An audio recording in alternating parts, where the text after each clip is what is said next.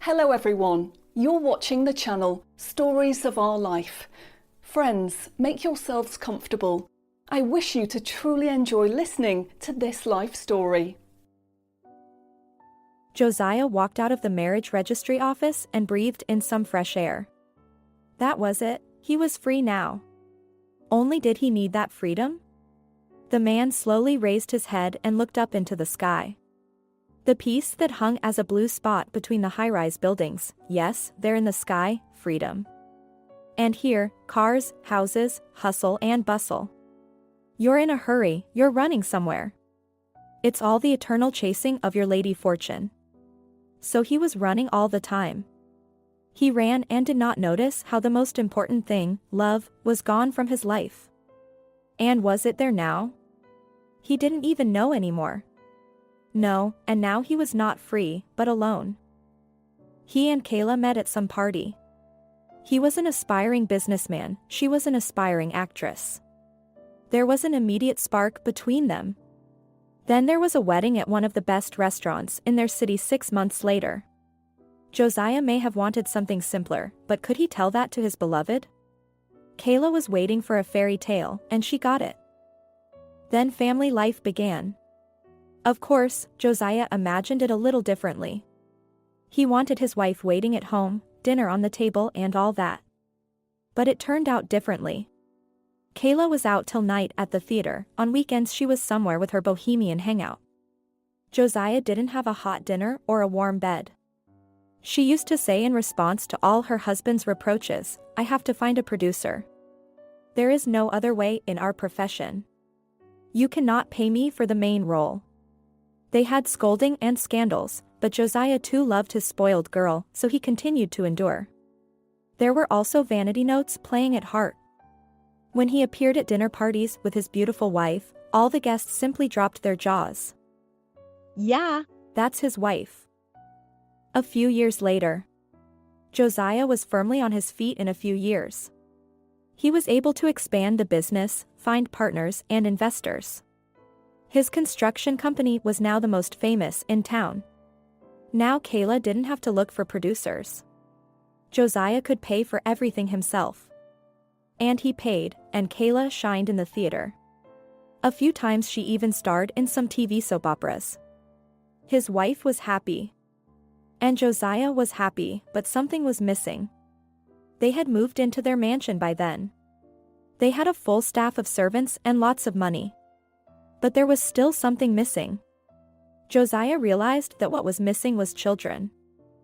In the beginning Kayla found good reasoning, while I'm young, I need to play more roles to be remembered. Kids? Well, a little later, definitely. She kept putting it off and putting it off. Josiah agreed with her at first, but then there was a slight bewilderment. Well, how long has it been? It's been 10 years. The bewilderment turned first to displeasure and then to anger. My wife doesn't want kids at all? The scandals began to happen more and more often. And one day Josiah gave an ultimatum, either a child or a divorce. Kayla agreed, but it didn't work out. And that's when they went to the clinic. And the doctors just threw up their hands. Kayla couldn't get pregnant at all. She had an abortion when she was young. She got pregnant by her classmate. She admitted to Josiah only after the doctor's verdict. Josiah felt betrayed. He had waited so many years, hoped. And then there was this. He didn't blame Kayla, no. Well, she'd done something stupid in her youth, so what now? She should have told him sooner, because medicine had moved forward. He kept on hoping. They were advised to go to an IVF specialist.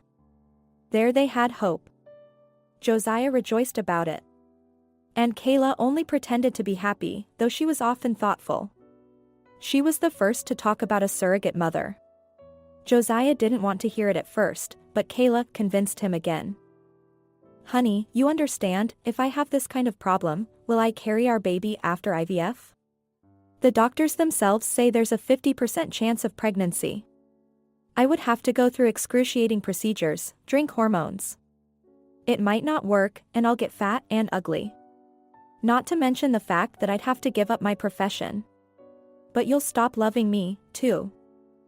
I'll always like you, Joziah assured her. Honey, you talk like that now, and when I'm under 100 pounds, you'll talk differently. Joziah agreed. No, he wasn't intimidated by the prospect of his wife's unpleasant transformation. He didn't believe that would be the case. He just didn't want his beloved to be tortured by drugs and procedures. They spent a long time choosing a surrogate mother and eventually found a young girl. Olive was from the countryside. She worked in town as a hairdresser. She had a daughter growing up, who she gave birth to by a classmate 6 months after graduation. They wanted to get married, but they didn't make it. He went off to serve. She promised to wait for him. When she gave birth to her daughter Maya, the news came that her lover had died in a hot spot. His mother raised him alone. She died a week after the terrible news. Olive, too, counted only on her mother. His father had long since abandoned them and gone to an unknown place. When Maya was 3 years old, doctors set a terrible diagnosis. She was found to have a serious heart defect. With such a disease, only live up to 10 years, unless an operation is performed. One could wait years for a free operation, and an urgent operation would require a lot of money. That's certainly not something you can make in your village. She could hardly do it in the city either, but Olive looked for ways and found it. She decided to become a surrogate mother. She honestly told Joziah about her situation. He got into the story and paid the money right away. It wasn't by the book. Olive was very grateful to him. Her daughter underwent surgery. Maya remained in her grandmother's care, and Olive moved into Joziah and Kayla's mansion. She faithfully honored the terms of her contract. Pregnancy went easily. Olive was going to have a boy. Olive followed her doctor's orders responsibly. She took walks, drank vitamins, listened to classical music.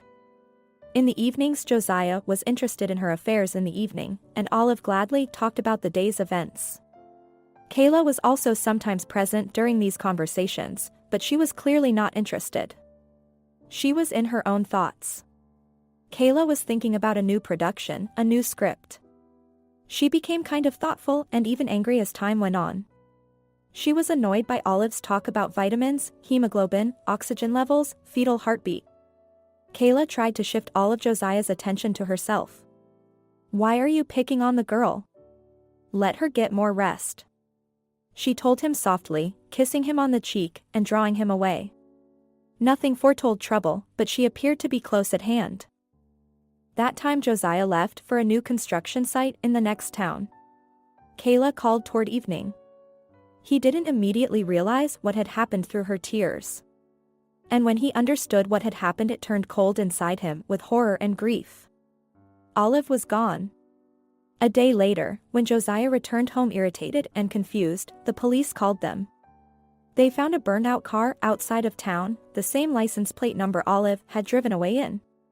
In the interior was the charred corpse of a pregnant woman. No one could figure out what had happened. There was no doubt that it was Olive. The blood type matched. The police found a purse with a burnt passport. Yes, it was Olive. Joziah was devastated. How much hope he had associated with the birth of the child this unfortunate girl was to bear and give birth to. And then such a misfortune occurred. A funeral had to be made. As luck would have it, Joziah's urgent presence at a site in a nearby town was required. Kayla convinced him to go. She promised to take care of all the arrangements for the delivery of the body to Olive's hometown. Joziah was so grateful to his wife. How she's holding up. Good for her. He left after making sure the police were on the case. He returned a week later. Their mansion was now empty and lonely. During this time Joziah had become very attached to Olive. Yes, he missed that sweet girl with the growing belly. Joziah himself did not understand what it was. Probably, just like a father-to-be, he was anxiously awaiting the arrival of his miracle. But he didn't wait. Kayla was surprisingly calm. She was only upset that so much money had been wasted. Not in vain. We helped Olive's daughter. Though it's scary to imagine what it cost, Joziah told her at the time. "Oh, you've gotten so sentimental. Come on, let's just forget the whole thing like a bad dream," Kayla grinned. And Joziah agreed. Moreover, the details of that terrible story never emerged. The police filed the unsolved case. Time passed. It took 3 years for him to dare to talk about IVF again. Once again, Kayla resisted. And Joziah convinced her. Age was no laughing matter. He's in his 40s, she's in her 40s. It's time. This time for sure it has to work out. Only now they won't let their surrogate mother go anywhere alone. There's no telling what would have happened had Joziah not caught Kayla in their bed with her young lover, her driver, who he hired. At first Kayla cried and swore it was a one-time thing, that she loved Joziah. And then that same driver confessed that she had been sleeping with his wife for 6 months. And before that, she had an affair with a director. And before that, she had an affair with a stage colleague. And before that. Don't mention it. The most frustrating thing is that he didn't notice anything. How so? He could no longer live with this woman. What children? Joziah did not forgive betrayal, so he filed for divorce. No, he did not leave Kayla with one suitcase. He gave her some of his possessions. She will not need anything. But he can't see her anymore. Yes, much has been lived and much has been experienced, but how many lies, it turns out, have been told. And Kayla, realizing that she is a very wealthy lady, was not at all saddened by the divorce. Now she is free, nice, rich, and she doesn't have to have children. And so, 2 years passed after the divorce. Joziah lived alone. Women are not allowed to him. Many beautiful women sighed sadly, looking at the wealthy, good-looking man. He devoted himself to his work. Something had changed in his character. The previously good-natured, understanding boss was now rude. He had become tough, principled, demanding. He had been shot right in the heart, and it was icy. Everything in his office was supposed to run like clockwork, and no one had the right to disrupt that work. The employees in the office were afraid to be a minute late in the morning, and they didn't stay late for lunch. Needless to say, reports and projects were handed in strictly according to schedule. Ariel worked for Joziah as a secretary. She knew him from before. The dramatic change really surprised her, but she had to comply with the new requirements. It was very hard though. Ariel had a daughter, Tilly, growing up. She was in kindergarten. Until 2 years ago, Ariel could sometimes bring her daughter to work with her when the daycare center was on quarantine and her husband was away on business. Now she had to find other solutions. Joziah imposed a strict rule: no outsiders allowed, much less children. This addition applied specifically to Ariel.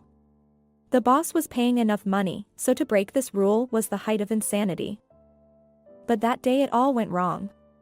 Joziah's receptionist called from the front door and asked Katya to come down.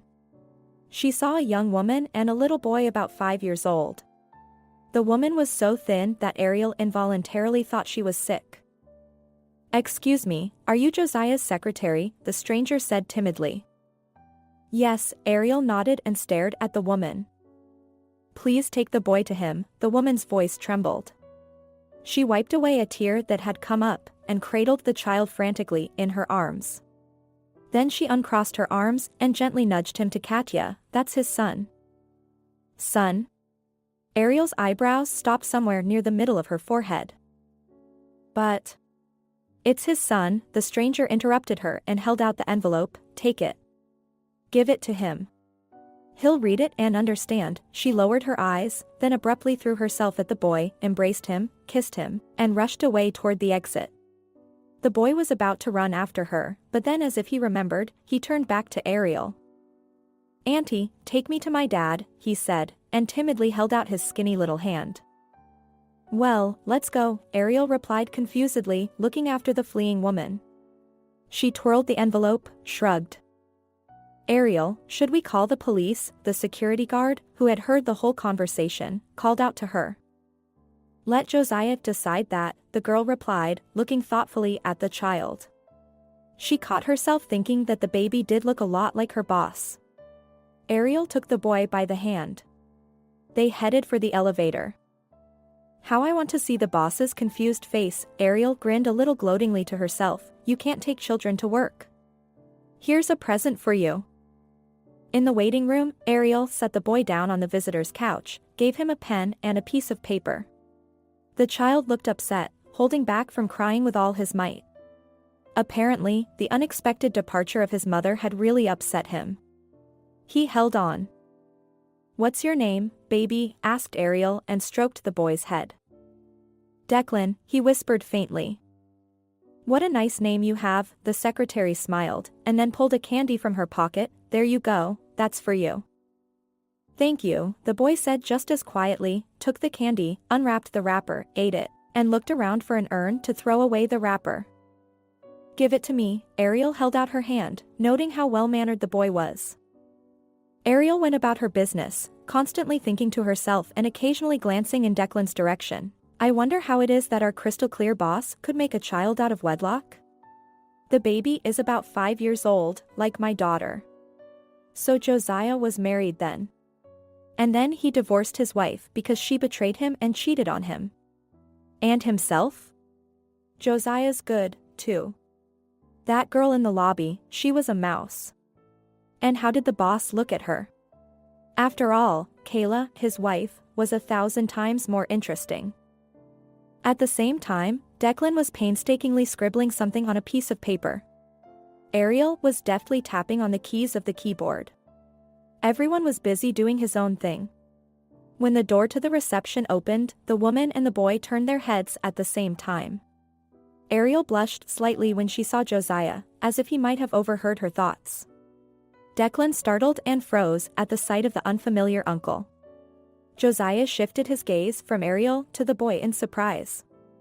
His eyebrows crept upward.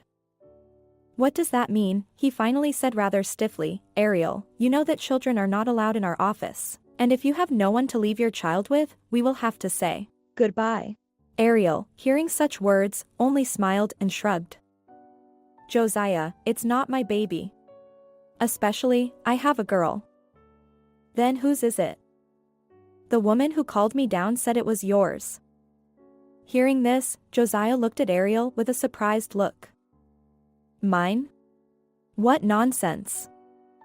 She left an envelope, told you to read it.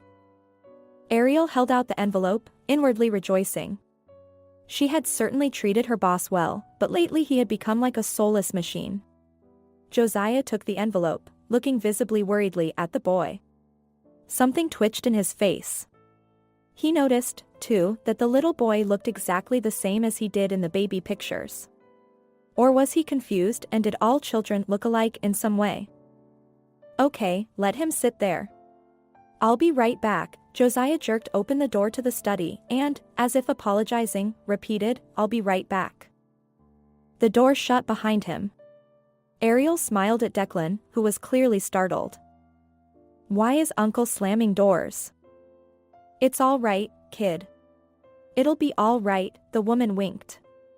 She really wanted to ask the boy where his mother had gone, but she was afraid he would cry. It was none of her business. Let the boss sort it out himself and look for Declan's mother. Josiah sat back in his chair with a swing, turned the envelope. What was this nonsense? He finally opened the envelope, unfolded the sheet. His eyes ran quickly over the smooth, neat letters. From the first lines he was literally numb to what he was reading. As he read further, he thought he was going crazy. Hello, Joziah. I'm sorry I didn't meet you in person, I can't. Yes, you did wrong then, but I should have been grateful to you, because you saved my daughter by paying for the surgery. But I couldn't give you my son. Not when I found out. I think you know what I mean.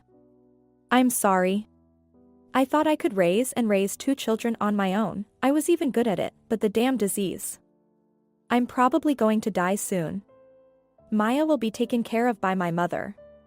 She's old now, and I'm afraid Declan might be taken to an orphanage after I die, so I'm giving him to you. Declan is your son. Don't doubt it. You can have his DNA tested. Please raise him to be a decent human being. Olive. Joziah read to the end and his forehead was covered in a slight sweat. This is some kind of monstrous spectacle. Olive was the same girl who 5 years ago was supposed to give birth to his and Kayla's son. But she's dead. He saw the case file in the morgue himself. He and Kayla identified her by some things, blood type, gestational age, everything matched, and then this. No, someone decided to play a cruel joke on him, or this is someone's scam. Joziah was already reaching for the phone to call the police, but suddenly his hand froze. What if it was true? Just then Olive ran away, faking her own death. But who was helping her? She couldn't have done it alone. And what could she have found out about? What could she have known that he should know? The man looked questioningly at the door. There was a little boy sitting in the waiting room who really looked like him. Joziah could definitely see that. How was that possible? In any case, there were more questions than answers. Something had to be decided. Yes, the DNA procedure would answer the big question. He went out into the waiting room and walked over to the boy and sat down on the couch. The little boy looked up frightened.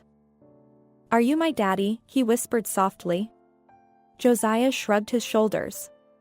He didn't know how to answer the child. "So your name is Declan? Where's your mother?" She, the boy sobbed, "She left. Mom said she had to go to the hospital, and in the meantime I'll stay with you. Mom said to behave and not to cry." "And what's your mother's name?" "Olive," at which point the child broke down and cried. Joziah unknowingly put his arm around the boy, stroking his head. "What's the matter?" he asked confusedly. "Everything will be all right. Let's go to my place now, and then we'll decide what to do."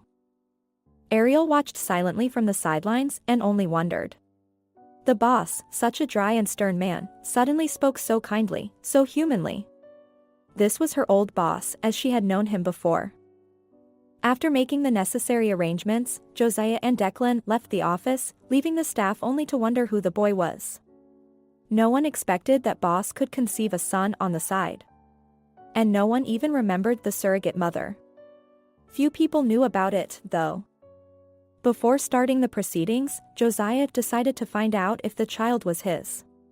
He and the boy stopped by the clinic for a DNA test. "We'll have the result in 10 days, the nice girl lab technician said. In 10 days, Joziah was unpleasantly surprised. Yes. There's no way it can be sooner. That meant 10 days to live in suspense. Maybe I should turn the kid over to the orphanage. Let them handle it. What if his mother was the Olive? No, we'd have to find out for ourselves." The mansion was surprised to see the owner so early, and with the child. "Joziah, has something happened?" the maid Sky asked timidly. "Something's happened," Joziah sighed. "I don't know what it is yet myself. You feed the boy, keep him busy, and I have some things to find out." Sky didn't ask any more questions, just nodded her head. Joziah went into the study, found some old papers. Among them should have been a copy of the passport of that Olive girl. That's right, it was there. Joziah looked up the registration in some village. Wow, that must have taken 24 hours to get there. But before he went looking for Olive, he went to the police.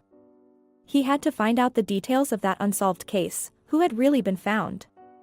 He was sure Olive was dead. True, Kayla had been more involved with the police at the time. He just had an urgent job to do. The investigator listened to Joziah and raised his eyebrows in surprise. "I was on the case then, and I remember it well." "Yes, you identified the corpse as Olive. But then new details came to light." The investigator said that Olive was then found alive and well in the village. "She had just applied for a lost passport. We called your spouse. We couldn't reach you. She said she'd tell you." "She hasn't passed on anything yet." Joziah shook his head. "And I've been so busy." "No, I called you later and asked how things were going." "What else could I say?" "I said I didn't really know anything." But why didn't you tell me about Olive? The investigator's eyes flickered strangely. He lowered his head, and then said firmly that he had a lot of work to do and did not have to say the same thing 20 times. Slamming the door, he left the office. He did not like this investigator. To hell with him.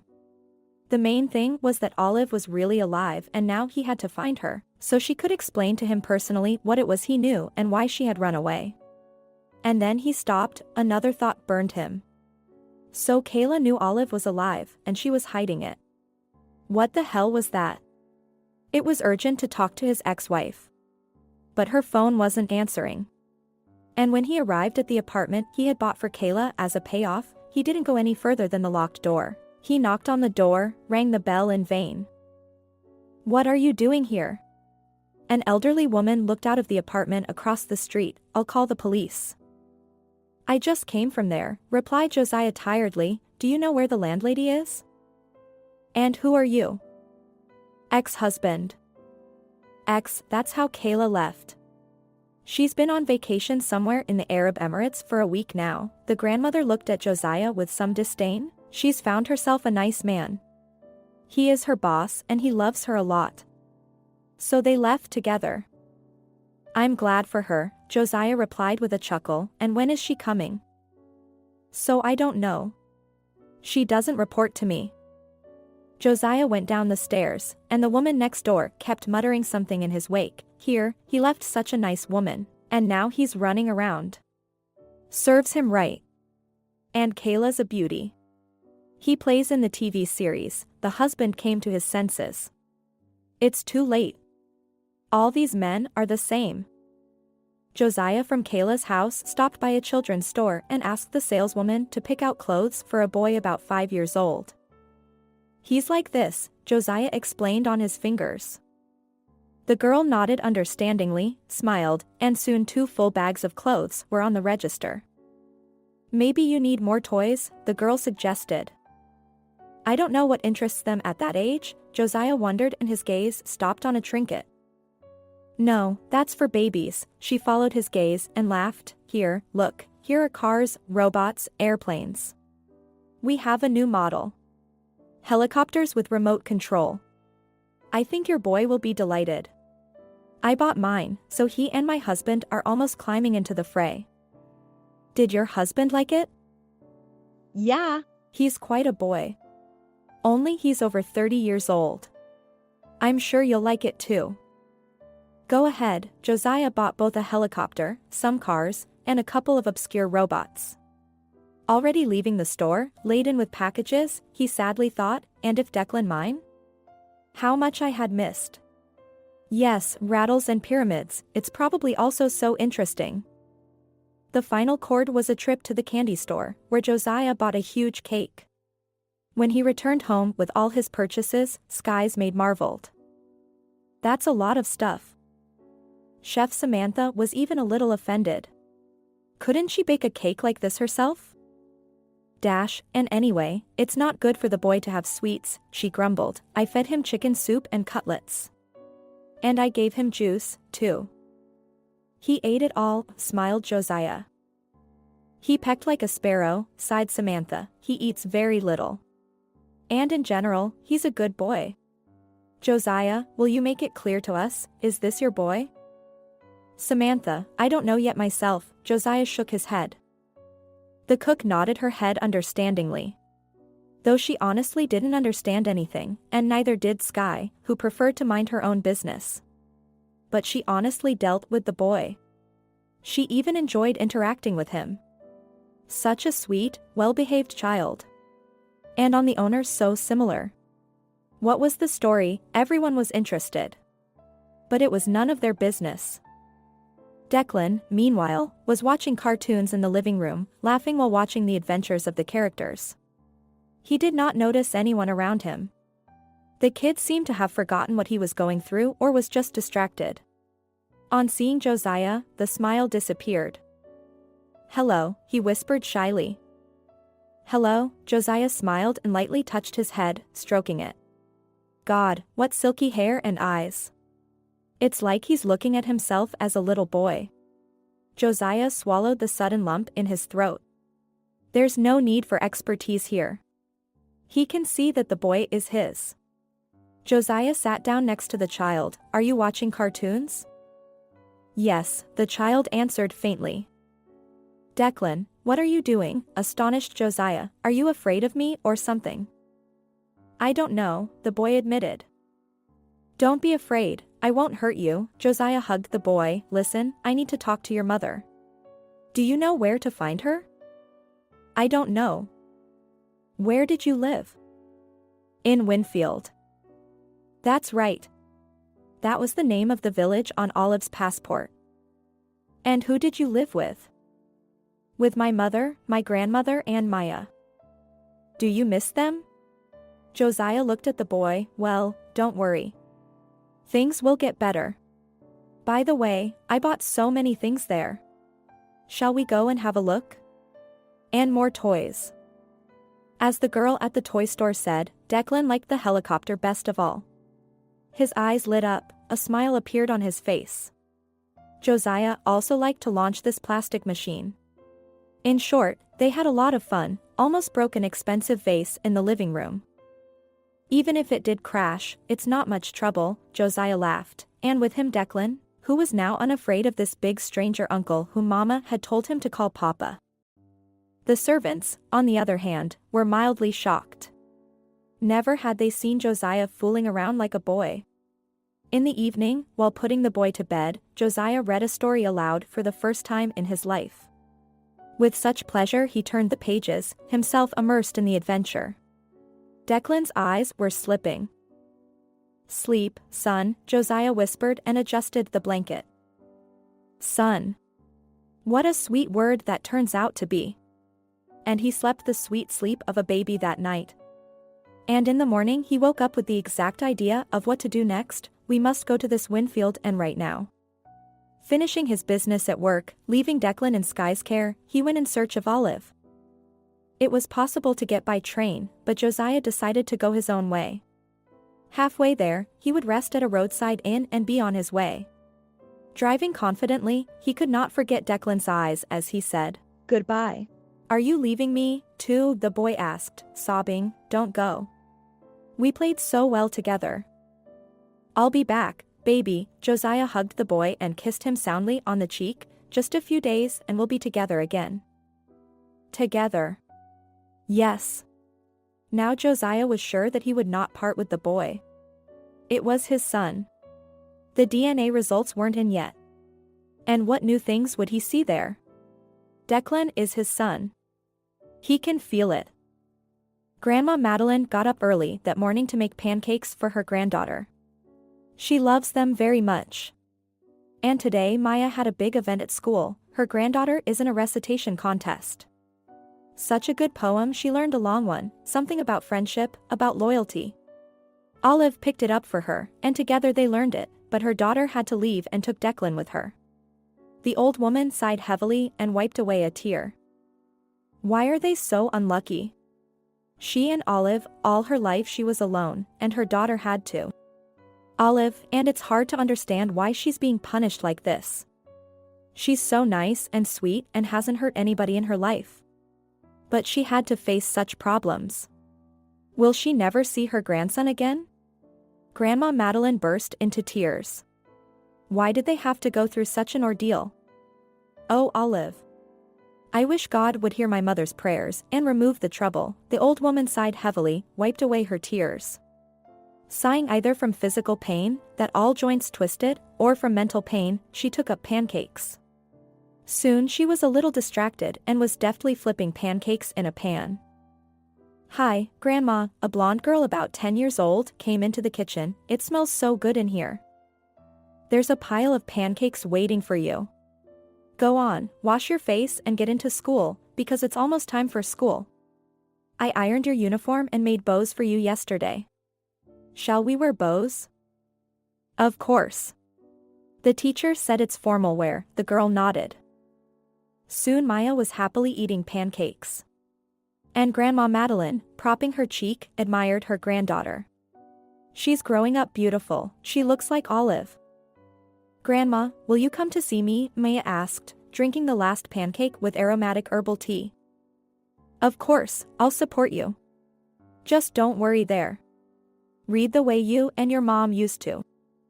Maya lowered her head, trying to hide the tears. Grandma, do you think Mom will come back?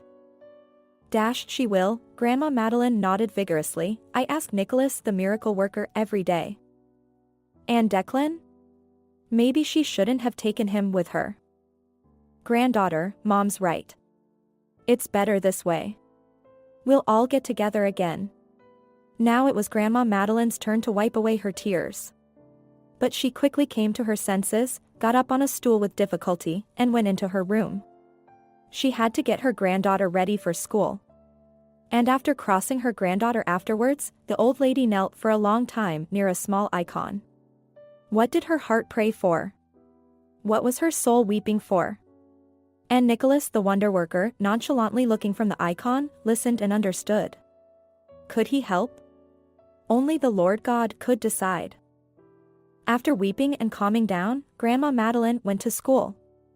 Maya was the best today. No wonder the girl got first place in her age group for reciting a poem. The grandmother and granddaughter and school returned proud. Maya carefully held the winner's diploma and joyfully looked at her grandmother Tanya. I wish I could call my mother now, make her happy, the girl said. I wish, sighed the old woman, but you can't reach her. There's no connection there. Yes, I know. They talked over, and when they reached the yard, they were both taken aback. A fancy car was parked at the gate. An unfamiliar tall, dark-haired man got out of it and headed toward them. Hello, he said, can you tell me, please, does Olive live here? And who are you? Grandma Madeline asked a little puzzled, eyeing the stranger and his machine warily.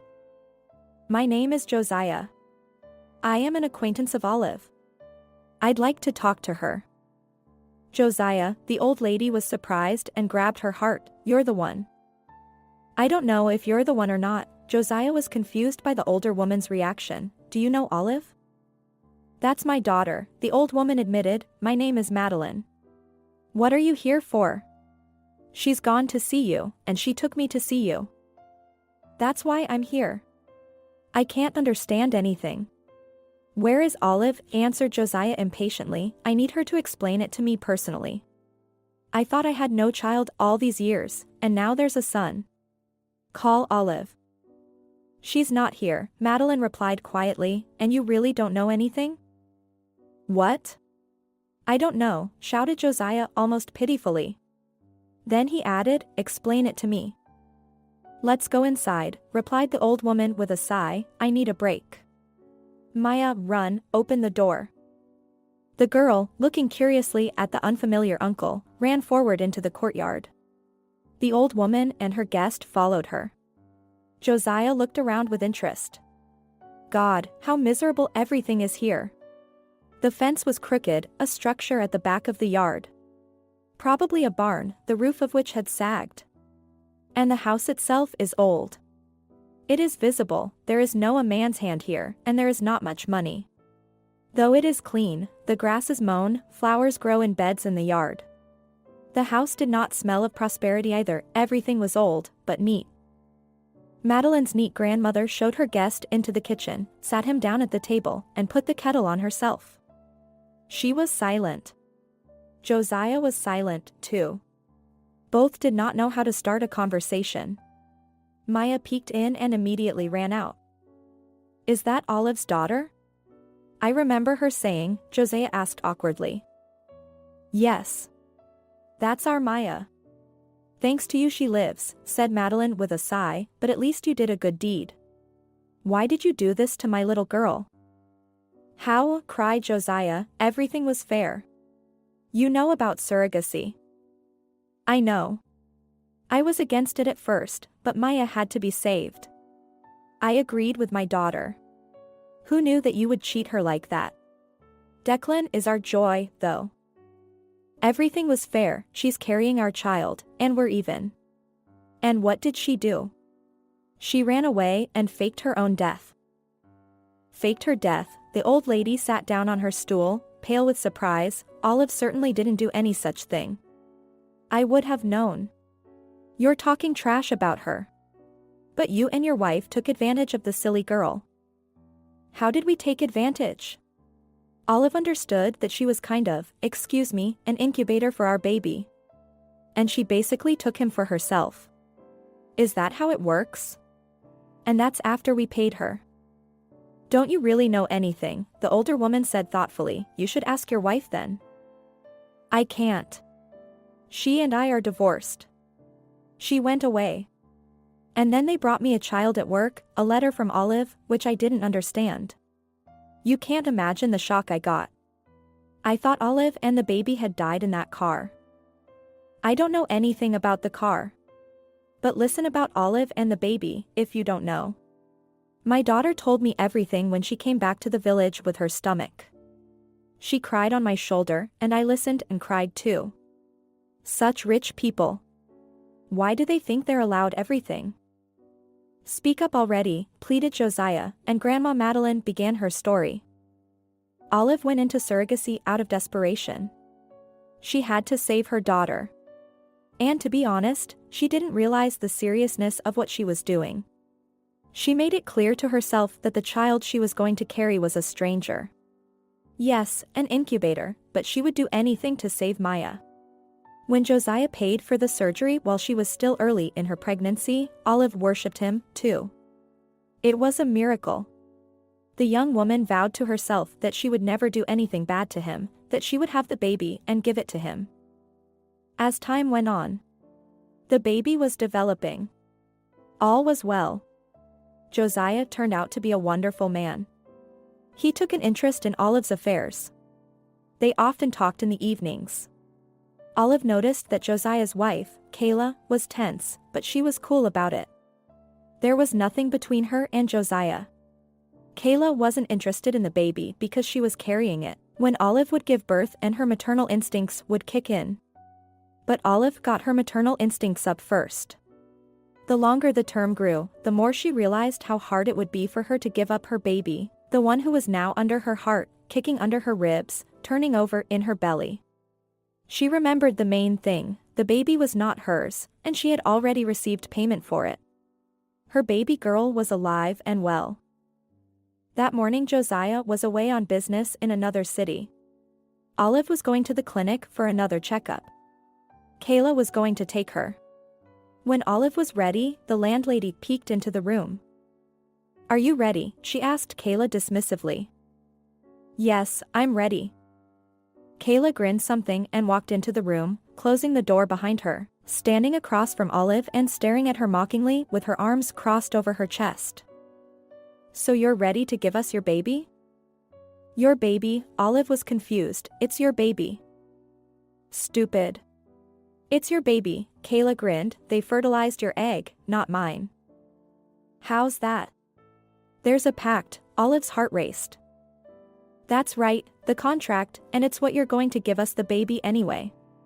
Is that what you want? I don't believe you, I don't understand, Olive babbled, feeling that she was about to choke with excitement. Calm down, you'll give birth before your time. Anyway, it was like this. And Kayla said that during the examination it turned out that her eggs are not viable. It cost her a lot of effort to convince the doctor not to tell Joziah. She paid a considerable amount of money to have the doctor perform all the manipulations on Olive's eggs. At the time, Kayla thought it was the right thing to do. Joziah was nervous. He wanted children. If this echo went badly, he would just leave Kayla. And when your belly started growing, I realized I couldn't lie to the man I loved for the rest of my life, Kayla said. I told him everything. And what? Olive looked at the woman with eyes full of horror. And he laughed. Called me stupid. He said it didn't matter whose egg it was. What matters is that it will be our baby, and even if you ever find out the truth, he'll hire the best lawyers and they won't let you near the baby anyway. Kayla chuckled theatrically. Yes, I have him like that.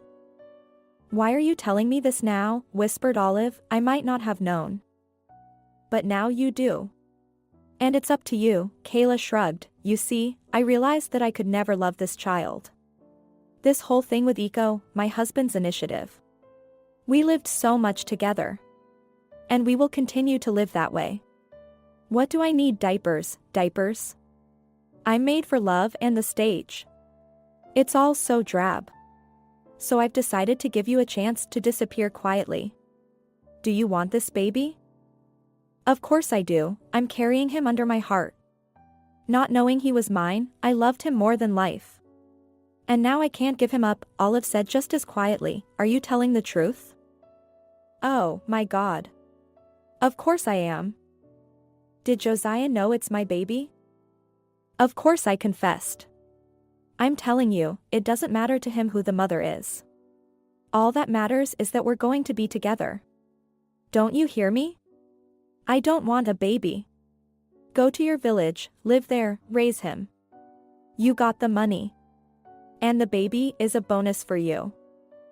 And Josiah? He'll look for it and find it. Don't worry about that. I've thought of everything. But it's none of your business. And Olive agreed. With Kayla on the way to the train station, just in case, they stopped by the clinic, and the same doctor confirmed Kayla's words. Yes, Olive was carrying her baby. Yes, she could have raised a scandal. But what would she have accomplished? The baby would have been taken from her anyway. And now, knowing the truth, she couldn't give it up that easily. So she decided to go back to her mother in the village. She was very hurt that Josiah had done that to her, because if he knew the truth, he could talk to her. Olive seemed to have a relationship of trust between them. But no. What did she expect, though? He loves his wife. Yes, Olive was afraid to admit to herself that she had fallen in love with Josiah. And now a cruel disappointment awaited her. She would hide, disappear, dissolve. Kayla bought her own ticket, put her on the train, and Olive went home with the baby under her heart, her own baby. In the village, when they saw Olive pregnant, people were talking about who had given birth to Olive. What's the big deal, though? It was a mundane thing. She had one child before, and now she's going to have two. But Madeline was more or less healthy at the time. All the village gossips shut up. Olive gave birth on time to a healthy boy. Named him Declan. And all these years she raised her children, put her heart and soul into them. Maya loved her little brother, too. She was such a wonderful nurse. And Madeline was relieved. It seems that the city girl kept her word, they are not looking for Olive. The only thing is that when she was pregnant, she went to the district center to renew the passport. For some reason it took a long time, but then they gave her a new document. And where Olive lost her passport, she could not remember. She must have dropped it on the train on her way home. She had no time for the passport. Time passed. Olive took an accounting course at the district employment center, got a job at an office. At the same time she took a correspondence course at a university. Home, children, work, studies, she got terribly tired. But she coped with it. And Madeline helped out around the house. Although her legs began to hurt terribly with age. Doctors diagnosed her with arthrosis, and it is difficult to cure it. And it takes a lot of money. Besides, an elderly woman was diagnosed with diabetes. In a word, the illnesses were clinging to her like a clove. Olive more and more had to do her own work at home and in the garden. It was good that at least her mother would cook. And then weakness began to set in that she could hardly get out of bed in the morning. Olive thought that it was from overexertion, from fatigue. She bought some vitamins, but they did not help. She went to the regional hospital. There she started to talk about vitamins, daily regime, and then the tests came. And the doctors suspected something more serious. They sent her to the city. It turned out that Olive had a tumor in her head. It was impossible to tell what kind of a tumor until after the surgery. Though, doctors averted their eyes, saying, according to all indications, the tumor is malignant. And even if he had an operation, there was not much chance to survive. And we need a lot of money for treatment. Where can I get it? A single mother with 2 children, with a sick mother to boot, doesn't have any. Olive soon realized herself that she was not doing very well. What to do? The young woman imagined her children being orphaned, and then what? Then they would be taken away from the orphanage. Surely they would. Her mother was ill, and they would not allow her custody. I feel sorry for Maya, and for Declan, and a little for myself. One day she accidentally came across an article on the internet about an old man who lives somewhere in the steppe. He heals people, he is not a quack, that is for sure, he does not take care of everyone. But if he says yes, then the man must completely trust him, break off ties with the world. A year or two passes and the person comes back completely healthy. Olive told her mother about this article. It's a fairy tale, Madeline shook her head, he'll take the money and that's it. Where do I get the money from? He doesn't charge anything for his treatment, Olive protested, and they say a lot of good things about him on the internet. They do, but how is it really?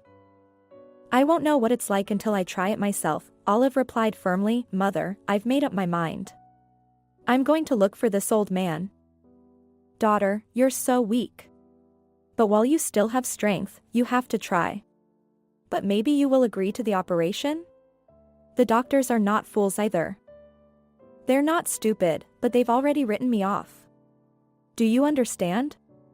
Yesterday in the clinic I was sitting for pills, and the nurse and doctor were talking about me. The nurse says I need more painkillers, and the doctor says it's only for a couple of months. Then it won't be necessary. Mom, do you understand? They knew I was sitting here, waiting for a prescription. That's what they said. And in the city? They seem to agree to do my surgery. And then they add that all the responsibility lies with me. For the result of this operation, no one is responsible. This is real grief, my daughter. Is this how you got into it? Cried Madeline. It's all right, Mommy. Let's hope for the best. Just have to do something with Declan. Mom, you have to consider both options. What if I don't come back? Custody will come to you and I don't think they'll let you keep 2 kids. Okay, Maya's bigger now. Maybe they will. And they'll take Declan to an orphanage for sure. What are we gonna do? He can't be an orphan with a living father. I'll take him to town with Joziah. He is his son. He won't do him any harm. Oh, how Madeline was against it then. How could she give her grandson to some uncle? It was not to be. But Olive convinced her. She had already found out on the internet that Joziah is just as successful in business. He is rich. In fact, finding out he has a son should make him happy. After all, he wanted one 5 years ago. And Kayla? Well, make a deal with her, I guess. Olive did not know that Joziah and Kayla were divorced. She wrote a letter to Joziah, in which she confusedly explained what she had done, and then she talked to Declan. She told him that he had a daddy and would have to live with him. And you, the boy cried, and Maya? And Grandma? They'll come to you later, Olive lied. She thought she was doing the right thing, I'll be back. I just need to heal up a little bit. In the hospital, Declan clarified, wiping away her tears. At the hospital, Olive hugged him, don't worry. They'll love you there. I don't want to. I need to be with you. Son, you can't be with me. I promise you I'll always be there for you in my mind. Do you believe me? Declan didn't answer anything, just nodded and snuggled into his mother's fragrant hair. Yes, he will do as his mother asks. The main thing is for her to get well. And he is a grown-up, he understands everything, he will bear it. Olive and Declan went into town. There she easily found the office of Joziah's firm and left her son, and then, hiding behind a tree not far from the office, watched closely. She saw Joziah arrive, then come out with Declan, get into the car. That he would not hurt the child was something she felt with her motherly heart, and then Olive cried as she sat in the square. She had given up her son with her own hands. That's exactly what they wanted her to do 5 years ago. She couldn't then, ran away, hid, but God must have punished her. Olive called her mother and told her that Declan was with Joziah and they were doing well. Daughter, can't you go to the hospital now? She didn't ask, but begged her Madeline. "No, Mother, I will do as I have decided. You kiss Maya for me and tell her I love her very, very much." "I promise I'll do everything I can to get back to you," Olive replied, barely holding back her tears. "You just don't call me. It would make me feel better." "God bless you, my darling, my only daughter," Madeline sobbed. "May everything work out for you. I will pray for you, my darling." "Thank you, Mommy," they said. Goodbye. And Olive never answered the phone again.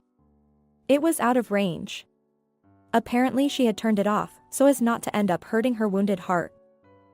Madeline told Maya that her mother was out of touch at the hospital, but that she would call as soon as she felt better. And Maya began to wait. She really missed her mom, her little brother, but the girl believed her mom would be back soon. And so would Declan. In the meantime, she was her grandmother's main helper. She would study well and please her with her successes. Joziah listened to what the old woman was telling him and could not believe that it was all true. How could it be that he, an experienced businessman, an intelligent man, had been so tricked? And by whom? It turns out Kayla. She got rid of Olive. But why? And then Joziah remembered his interactions with Olive, their conversations, their innocent jokes, their smiles. He liked this girl for her simplicity, naivety, and purity. He was even flattered that his child was carried by such a real mother.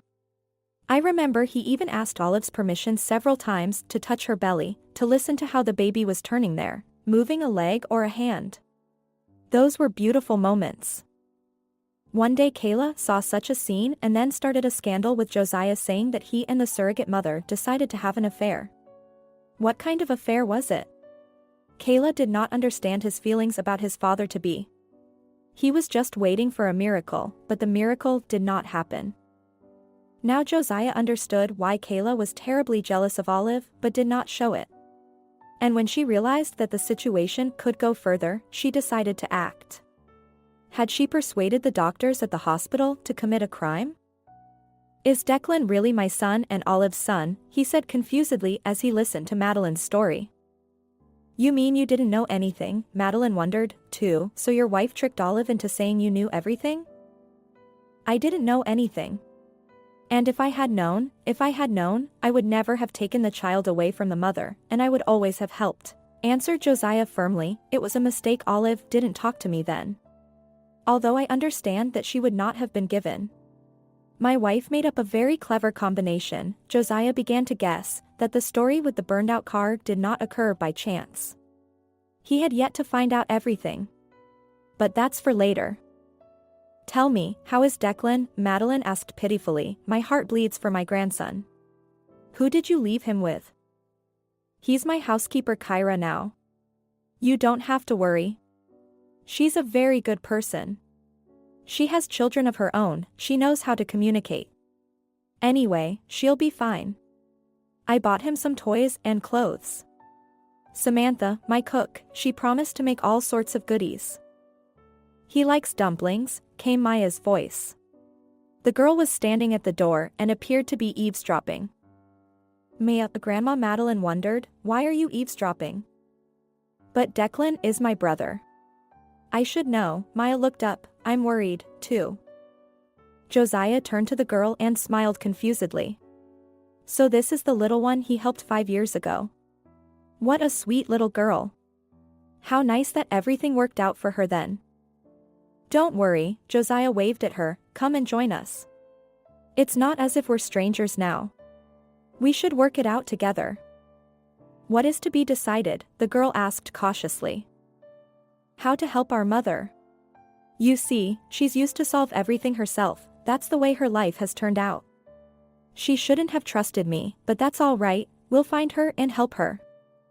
Maya nodded confidently.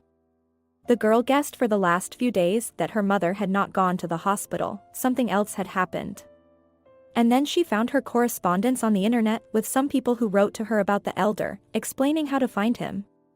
Maya told Joziah about it. She trusted him because she saw that he was a good man. And Declan looked so much like him. "Will you show me that correspondence?" asked Joziah. All right, the girl nodded, it all says Mama must be helped. We'll figure it out, Josiah promised, and a couple of hours later he drove back to town. He said he would bring Declan back soon, or don't you have to? He suddenly came to his senses, it's hard enough for you. What are you? Madeline exclaimed as she walked him to the exit. I only now realized what a fool I was when I agreed with Olive. We'll manage it together somehow. And don't worry about custody. The assessment will be ready soon. No one will take anyone to the orphanage, Josiah promised, except that you also understand me correctly. I want to know for sure if Declan is Olive's child. How can I prove it to you now without her? Madeline fluttered her arms. Can you give me Maya's toothbrush? If he and Declan are related by blood, no more questions, answered Josiah. Yet there were still doubts in his heart. Had he been so cleverly deceived at the clinic? Madeline's grandmother immediately rushed into the house and soon brought out the girl's toothbrush, just as Josiah had asked. Here's more. Josiah took out his wallet and pulled out some large bills. Here you go. This is for you for the first time. And I also want to send a construction crew to you. I see that you have no foundation, the walls need to be insulated. Winter's coming. Oh, why, embarrassed grandmother Madeline, we can do it ourselves. You helped us so much with Maya. That was a long time ago, Josiah smiled, and life goes on. And don't refuse to help. You don't know who owes who anymore, and he left. And Grandma Madeline stood looking after the car. What a good man this Josiah is. He is a worthy father to Declan. I wish Olive would recover her. Thoughts of her daughter made the old woman sad again. She wept. But why was her beauty so unlucky? And now this sickness. And where to look for her? The first thing Josiah did in town was to stop by the clinic where he did the DNA test and explain what he wanted. I see, nodded the female lab technician, we'll get it done. It'll just take a little more time to do it. Do it right, Josiah agreed. Now he wasn't rushing things.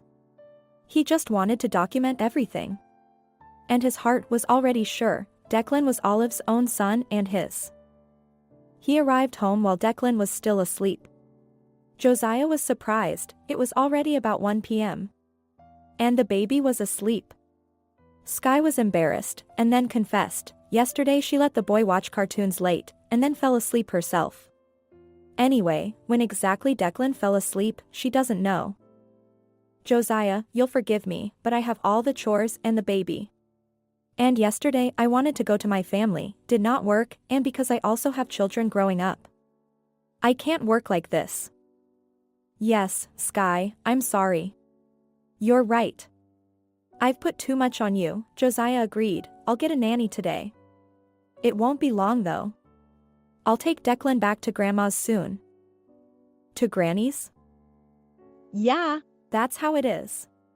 Turns out I have a son. And he has a grandmother, a sister, and a mother. Only the mother has yet to be found, Josiah said this, and went to his room to change his clothes.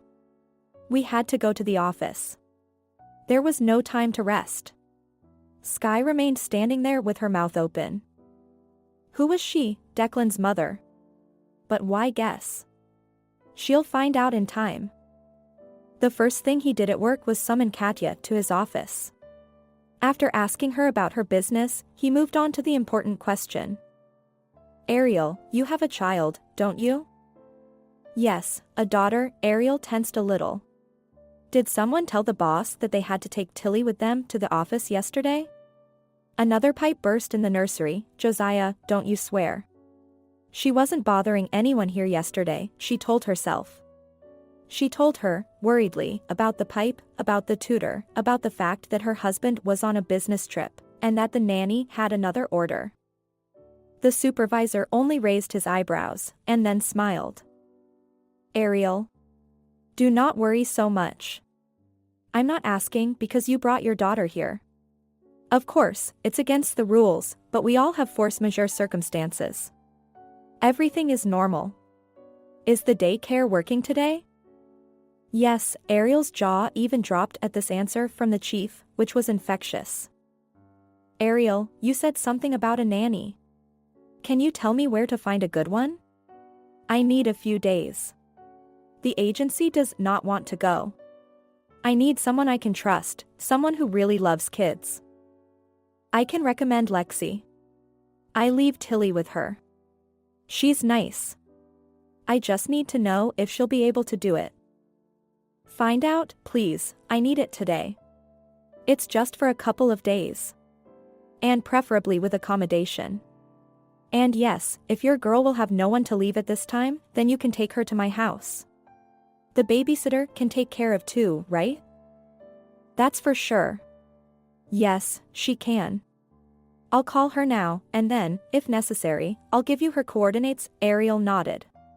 And then in the waiting room she kept marveling at how the boss had changed in literally 24 hours.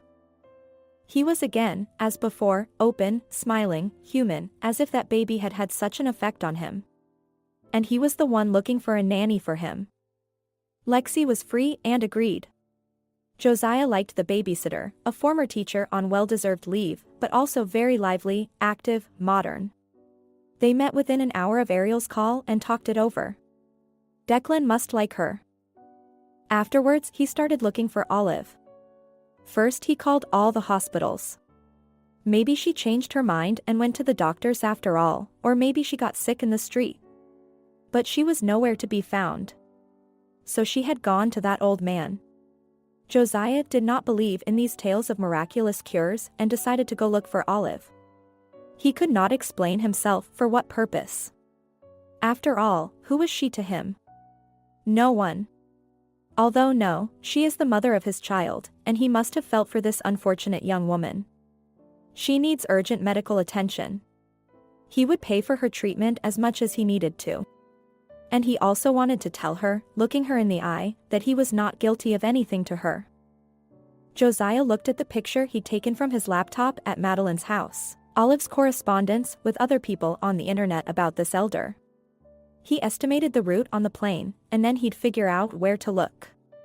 Just need to sort out everything at the firm, so that during his absence, everything works without error. That would take 2 days.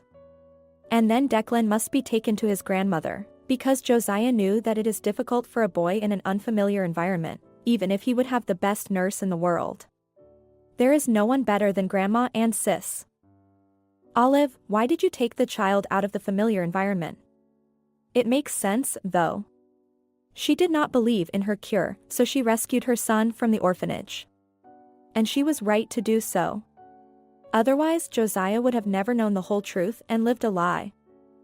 Toward evening, Joziah stopped by the clinic to see a famous oncologist. He had made an appointment with him back in the morning. Joziah really wanted to understand what was really wrong with Olive. He had taken the medical documents from Madeline, too.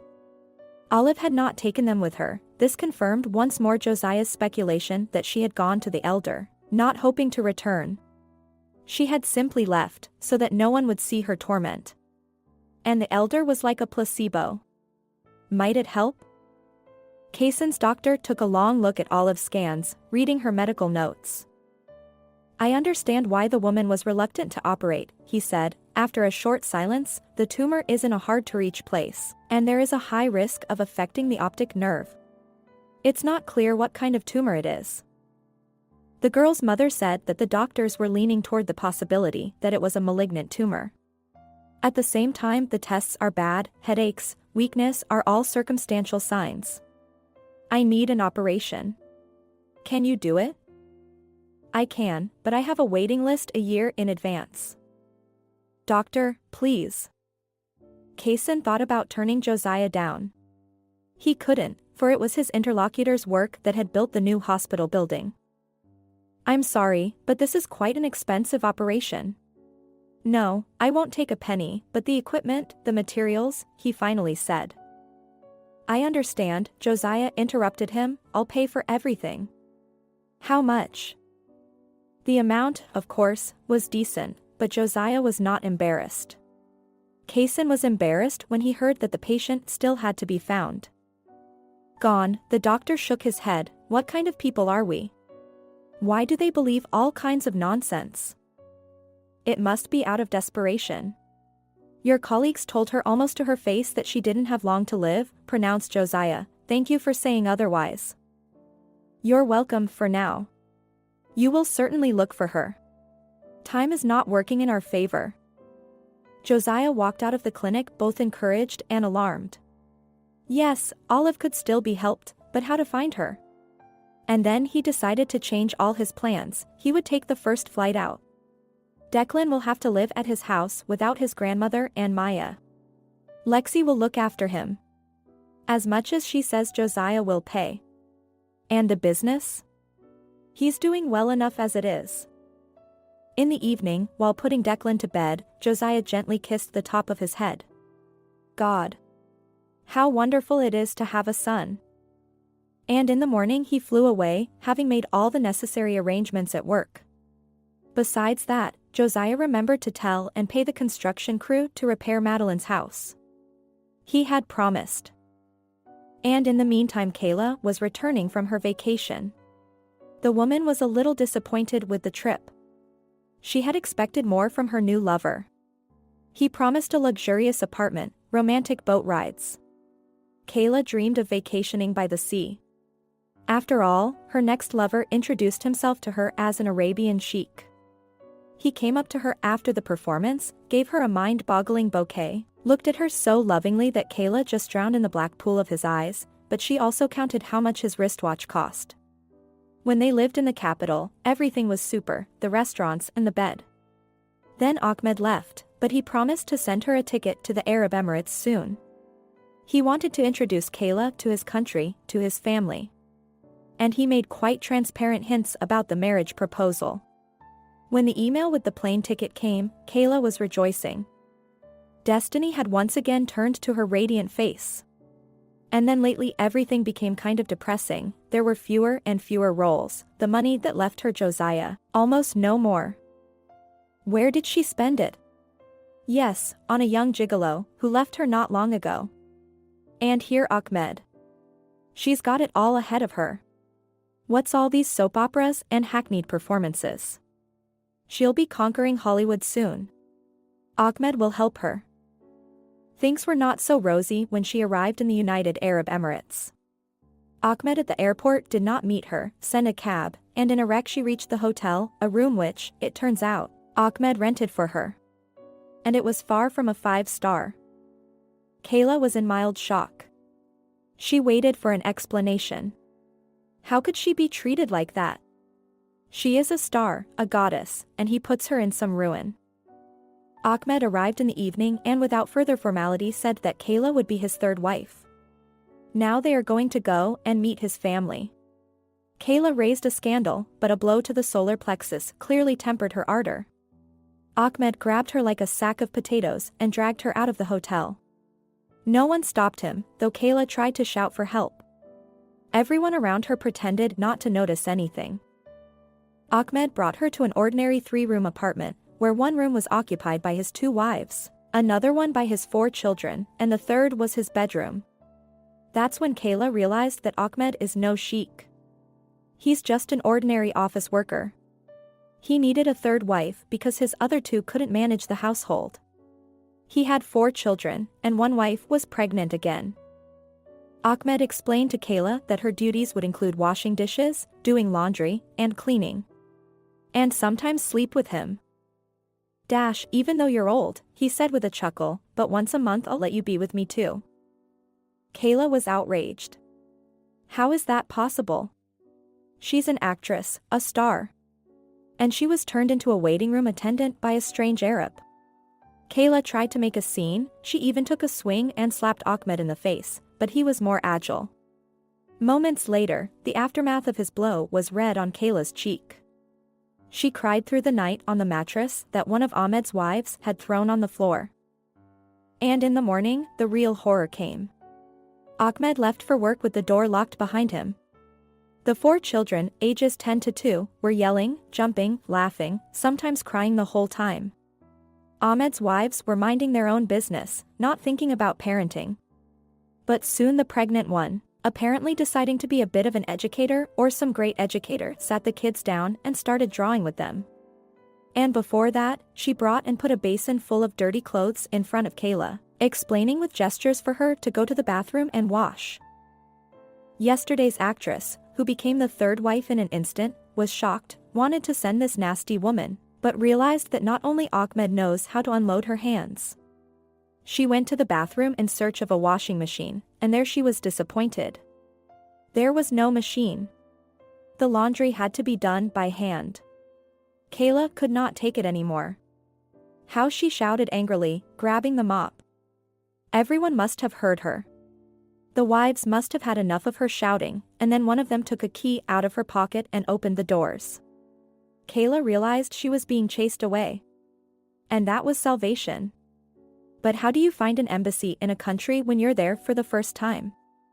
And also with no money, no documents, and no phone. For a few days Kayla tried to earn some money for food, helped to wash dishes in some diner, and slept there. Then she went out to the beach. There she met a beverage man. He was a nice guy. He helped her walk to the embassy. And now Kayla was finally home. Yes, she has been to the Emirates. She won't tell anyone what really happened. If anyone asks, she'll say she just didn't like Ahmed. Already at home Kayla wondered how to live her life, the money ran out, there were no offers to play. Work in the theater brought a small income. And how could she so thoughtlessly spend all the money Joziah? She had to look for a new lover. But the thought of Ahmed sobered her. What if the new one is a forgotten old one? Yes, Joziah. Their divorce means nothing. I mean, he'd always loved her, divorced out of jealousy, but maybe he's calmed down now. Especially since Kayla knew for a fact that Joziah was still single. Probably because he loves her. The conversation with her neighbor only convinced her that her thoughts were correct. She was just taking out the trash when the ubiquitous old lady from next door looked out. Oh, Kayla. You're back. You're tanned, you're beautiful. It did you good to rest. Kayla only nodded in response. If the old woman knew what kind of rest it was. And you alone? Where's that hot brunette who used to bring you roses in bunches? The neighbor winked. He wasn't my type, Kayla replied with dignity and headed down the stairs. Indeed. Why do you want him? She said. Why don't you get back together with your husband? What husband? Kayla wondered, and turned to her neighbor. She had never exactly reported her marital status. Yes, he came to you, looking for you. He was a tall, stocky brunette, but not as black as the one with the roses. Joziah was here? Kayla smiled happily, unable to hide her joy. Yes, he was, the neighbor nodded her head, he was very upset when he found out you'd left. What did you tell him, old fool? Kayla suddenly stepped up the stairs. Why are you cursing? Kayla, I didn't tell him anything about that Arab. I told him you went on vacation, that's all. Are you sure? Yeah. Right, the neighbor even crossed herself and slammed the door. Kayla exhaled. It was a good thing Joziah didn't know anything about Ahmed. It would be easier to establish a relationship with him. All evening Kayla thought over her speech in front of Joziah, even practiced in front of the mirror. Yes, she was able to portray remorse very convincingly. Yes, she cheated on him, but she realized everything. If Joziah let her be given a second chance, they would have a real fairy tale in their lives. What Kayla meant to say is that she wants a baby. No one cancels the echo. Of course, the baby was the last thing on Kayla's mind. It was just in case. And then she'll figure it out under the circumstances. In the morning, with ashes on her head, she dialed Joziah. Here she was disappointed. Joziah was unavailable. By lunchtime he seemed to be online, but as soon as Kayla dialed he was out of range again. Where the hell had he been? Kayla decided to go to his house. At the same time and see how it is without her at the mansion. The guard, when he saw her at the entrance, was speechless. Kayla? Are you? He muttered in surprise. I am, Kayla smiled coquettishly. Is Joziah at home? No. He's away. So, then I'll wait for him, she replied and walked past the guard, squeezing him with her shoulder. The huge man did not take any action. And who knew him? Maybe they had already made up. There was no instruction to keep Kayla out.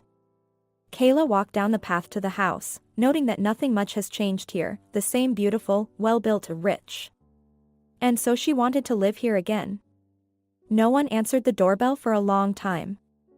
Finally, the door opened. Kayla saw an old woman with a boy about 5 years old. "Who are you?" Kayla wondered. "Lexi," replied the woman, "and who are you?" "I'm Josiah's wife," Kayla answered, her head cocked, and as she pushed the nanny aside with her shoulder, she went inside. "I don't understand, who's the boy? Whose is he?" "It's Josiah's son," replied Lexi calmly, "and if you're the wife, why don't you know?" "What do you care?" replied Kayla confusedly and stared at the child. "Son. How? I don't know. I'm sorry. Let me see some ID." "Why would that be?" exclaimed Kayla. "Who are you?" Sky looked out at the noise, followed by Samantha. "Oh my God. Kayla," the cook wondered, "what are you doing here?" "Josiah invited me," Kayla lied, "and a few days ago. I only now could come." "Where is he, anyway?" "He's gone away." "Oh, dear.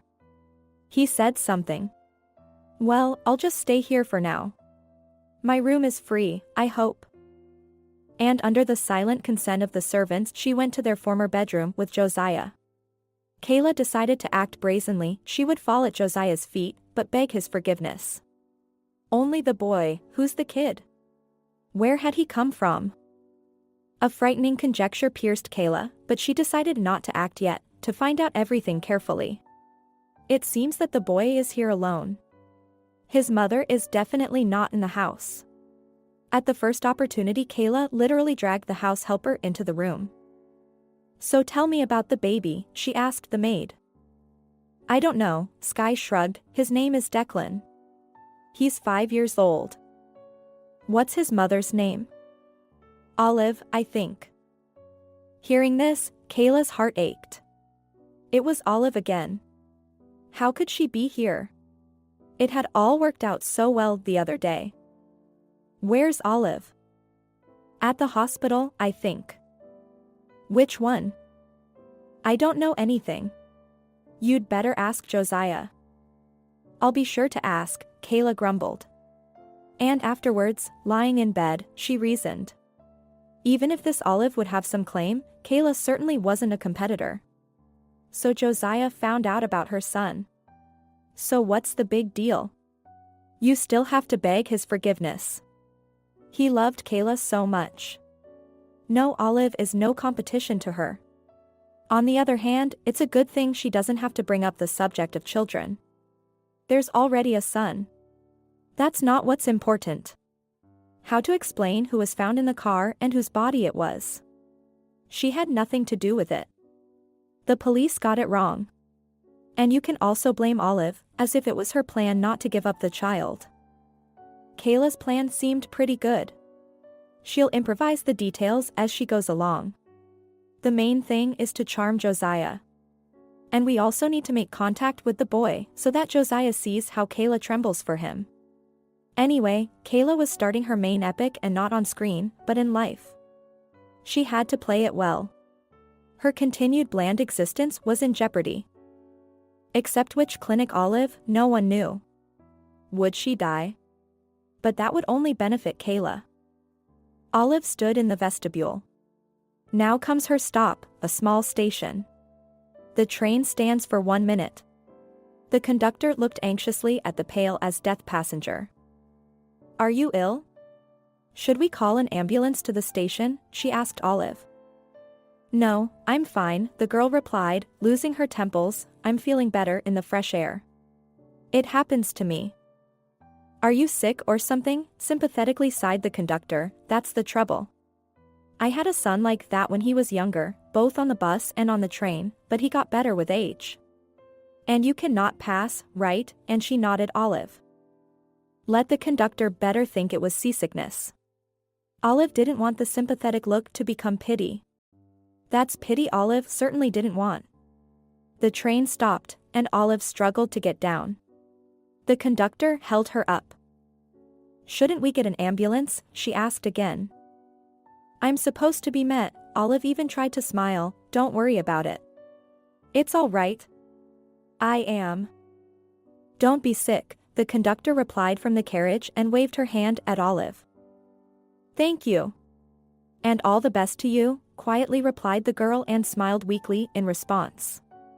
The train moved slowly away, and Olive, taking in more air, turned around. An older man with a gray beard, wearing a light-colored shirt and the same light-colored pants, was walking toward her. "Are you Olive?" he asked softly. "Yes," Olive replied quietly. The fresh air did make her feel better, and she was able to get a better look at the stranger. Could it be the same old man? He had answered her when she had looked for him, had promised to meet him. Yes, it was him. "Are you Caleb?" she asked timidly. "Yes," the old man confirmed. "Let's go. We still have a long way to go." He picked up Olive's light duffel bag and strode forward, while the girl hurried after him. She couldn't walk fast enough. Her legs felt as if they were cotton. The old man soon noticed this and slowed his pace. "I see you are quite weak," he shook his head. "And how long have you been like this?" "Yes, it's been a while since I've been on the road." "Well, I'll make you feel better," promised Caleb. He sounded like a good promise, but his intonation gave Olive the creeps. She stopped for a second. Where had she gone, anyway? Why had she rushed for life-saving straws? Or maybe she should have gone to the hospital after all? Caleb noticed the girl's confusion. "What's the matter with you?" he wondered. "Are you afraid of me?" "Slightly," Olive admitted. "You don't have to be afraid of me," the old man laughed. "You'll like it here. If I'm going to help you, I'm going to help you." "Tell me, how many people leave you?" Olive hesitated a little. "How many people leave you back?" "Everyone leaves. I can sense who my power might help. And if anything, I send them back right away. But I will help you." "Thank you," Olive whispered gratefully. They reached the old car. The old man opened the door and nodded for Olive to sit down. Olive shrank inwardly, knowing that another attack of nausea would not be long in coming. "Don't worry, it won't make her sick," Caleb nodded understandingly. "Here, drink my potion," and he held out a small plastic bottle of brown liquid to Olive. Olive unscrewed the cap. The liquid smelled of honey and some kind of herb. Cautiously she tasted it. "It's good," she smiled. "Drink it," the old man laughed. "It's Mother Nature's medicine." And Olive bravely took another sip. Everything was blurred before her eyes. She remembered nothing else. She woke up in some barn on a pile of straw. The moon was shining through the leaky roof. Behind the wall some nightbird was screaming. Olive sat up abruptly.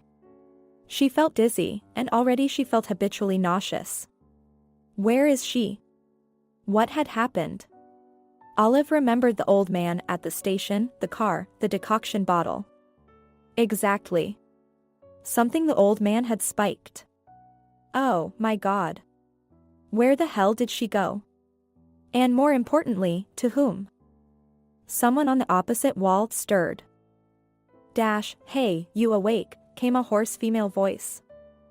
"Who's there?" she whispered in fright. "I'm Leslie." "What's your name?" "Olive." "Did you come to Caleb for treatment, too?" the voice grinned. "Yes." The woman stood up and walked over to Olive and sat down next to her.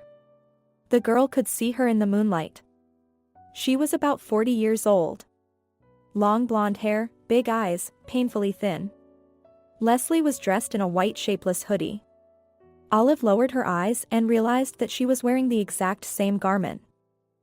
"I don't understand what's going on," she whispered. "I'm in the wrong place. I was told Caleb was healing." "And that's how he heals?" Leslie grinned again, with fear and occupational therapy. "How's that?"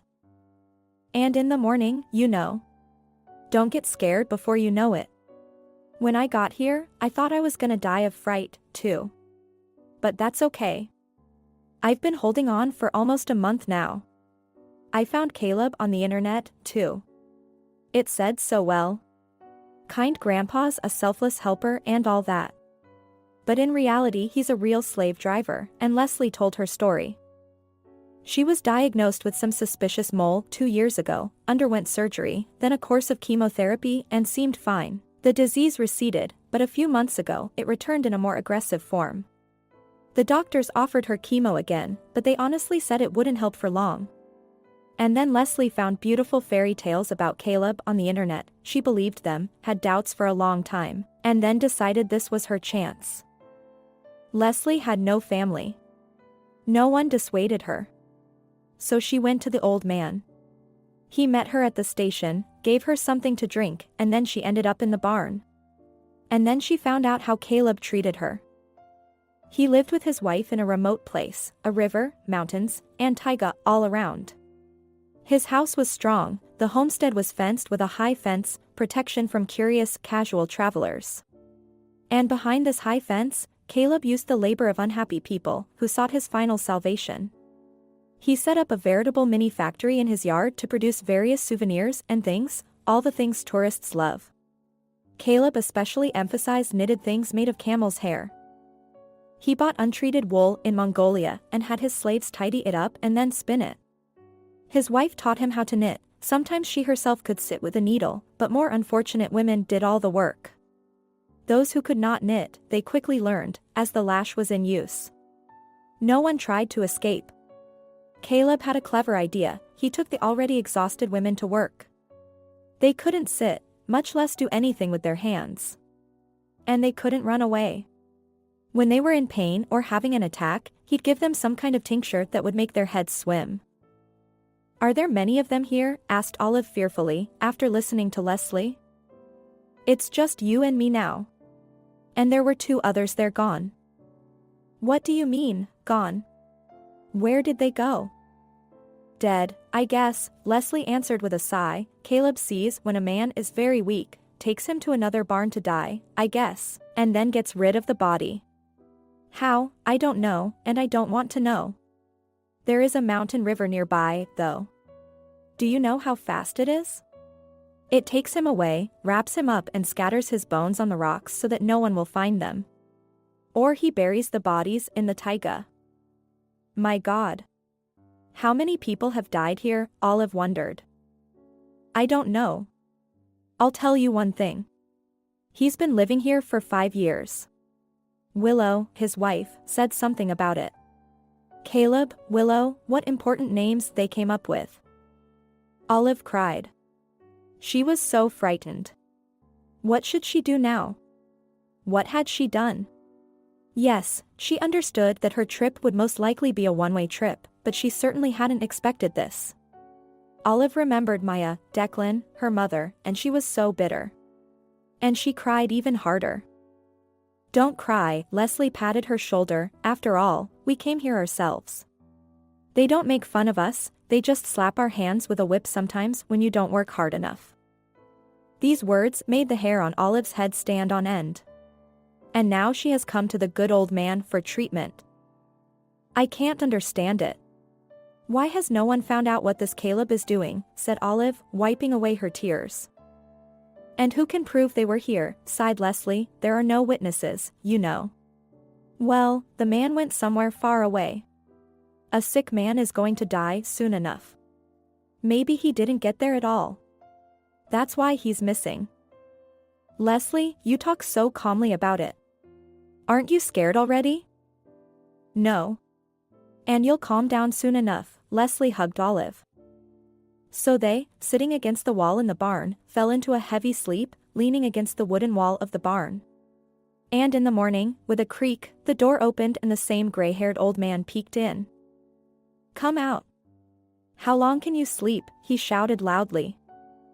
The women obediently reached for the exit. The yard was wide and cleanly swept. There was a wide table in the middle, with a canopy over it. The house was of timber, and on the porch stood a woman of immense size. That's Willow, Olive guessed. Then the woman approached Olive and looked at her carefully. She's very weak, she said grudgingly to Caleb, she won't last long. Let her be like that for now. We'll get another one later, he brushed her off, there's still a lot of work to be done. As long as the weather allows it, we'll have to put on more, so we'll have something to sell in winter. Right. Not in the house in winter, Willow nodded. They talked among themselves as if neither Leslie nor Olive understood them. And that made Olive feel even scarier. First you spin the yarn, and then I'll give you something to eat, Willow told them rudely, go under the shed. Leslie obediently went, but Olive remained standing still.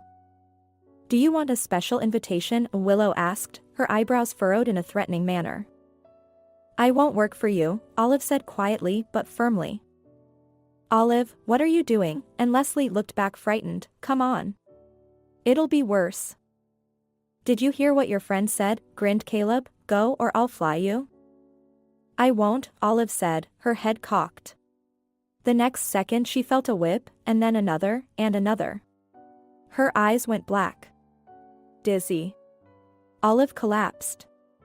Caleb, cursing, dragged her into the barn. Where did you bring such a pest from? Cried Willow, she won't do any good, you'll see. She'll get used to it, replied the old man. Olive fell into a heavy sleep. She did not hear Caleb start his car and drive off somewhere. Willow was walking around the yard, all shouting at Leslie, and the river and the tall cedars were making noise nearby. At this time Joziah strolled into the little station, and from the few passers-by he asked about a certain elder who was a healer. But no one knew of such a man, only shrugged their shoulders.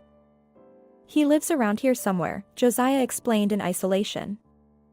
There are many of them, only people shrugged them off. But one woman suggested that Joziah was talking about an old man living with his wife in the mountains. But he doesn't heal. You've been told the wrong thing. He and his wife make souvenirs, things for tourists, she explained, of people, they don't talk to anyone. Baptist in a word. Joziah was seriously surprised. Well, they say they have a house behind a high fence. No one knows what's in there. They don't let anybody in. Though, they make good souvenirs, and very wonderful knit mittens and socks. Oh, there he is. The woman reached out her hand in the direction of an old car. A tall old man stepped out of there, and leisurely headed toward a simple building with the loud name of an internet cafe. Joziah even grinned. The old man went to social networking. And then it hit him. He imagined that this way this grandfather could look for his so-called patients. The old man was a shady one. It was useless to talk to him. So Joziah decided on a little gamble. He waited until the old man came out of the cafe and, swaying slightly, moved toward him. Excuse me, are you the medicine man? He asked, and then he coughed. The old man looked at him carefully and remained silent. I read about you on the internet once. Help me. What's wrong with you? The old man finally said. Cancer. My lungs are sick. The doctors won't do anything anymore. They said 2 months and that's it. 2 months, you say? The old man said something in his mind. Well, let's go, I will help you in any way I can. At the car he handed Joziah a bottle. Joziah opened the cap and smelled it. Drink it. It's a tea. You'll feel better now, the old man smiled. Joziah took a sip and immediately shook himself. You look weak, the old man grumbled, you don't look it. He gave Joziah a gentle nudge on the seat. He fell into the cabin. Already lying on the seat, Joziah spit out the liquid, which he had not swallowed. Then he carefully, cautiously looked out the window, with one eye slightly ajar, watching the route. The old man didn't even turn around. Why should he? His potion worked without fail. They drove for a long time. At last they came to a house. The old man was explaining something, then the woman approvingly agreed, peered into the cabin. Wow. How strong. We should dig a new well. He should be able to handle it. It's huge. And you can't tell he's got cancer. Caleb, is he really sick? The hell he knows. I'll give him my decoction just in case.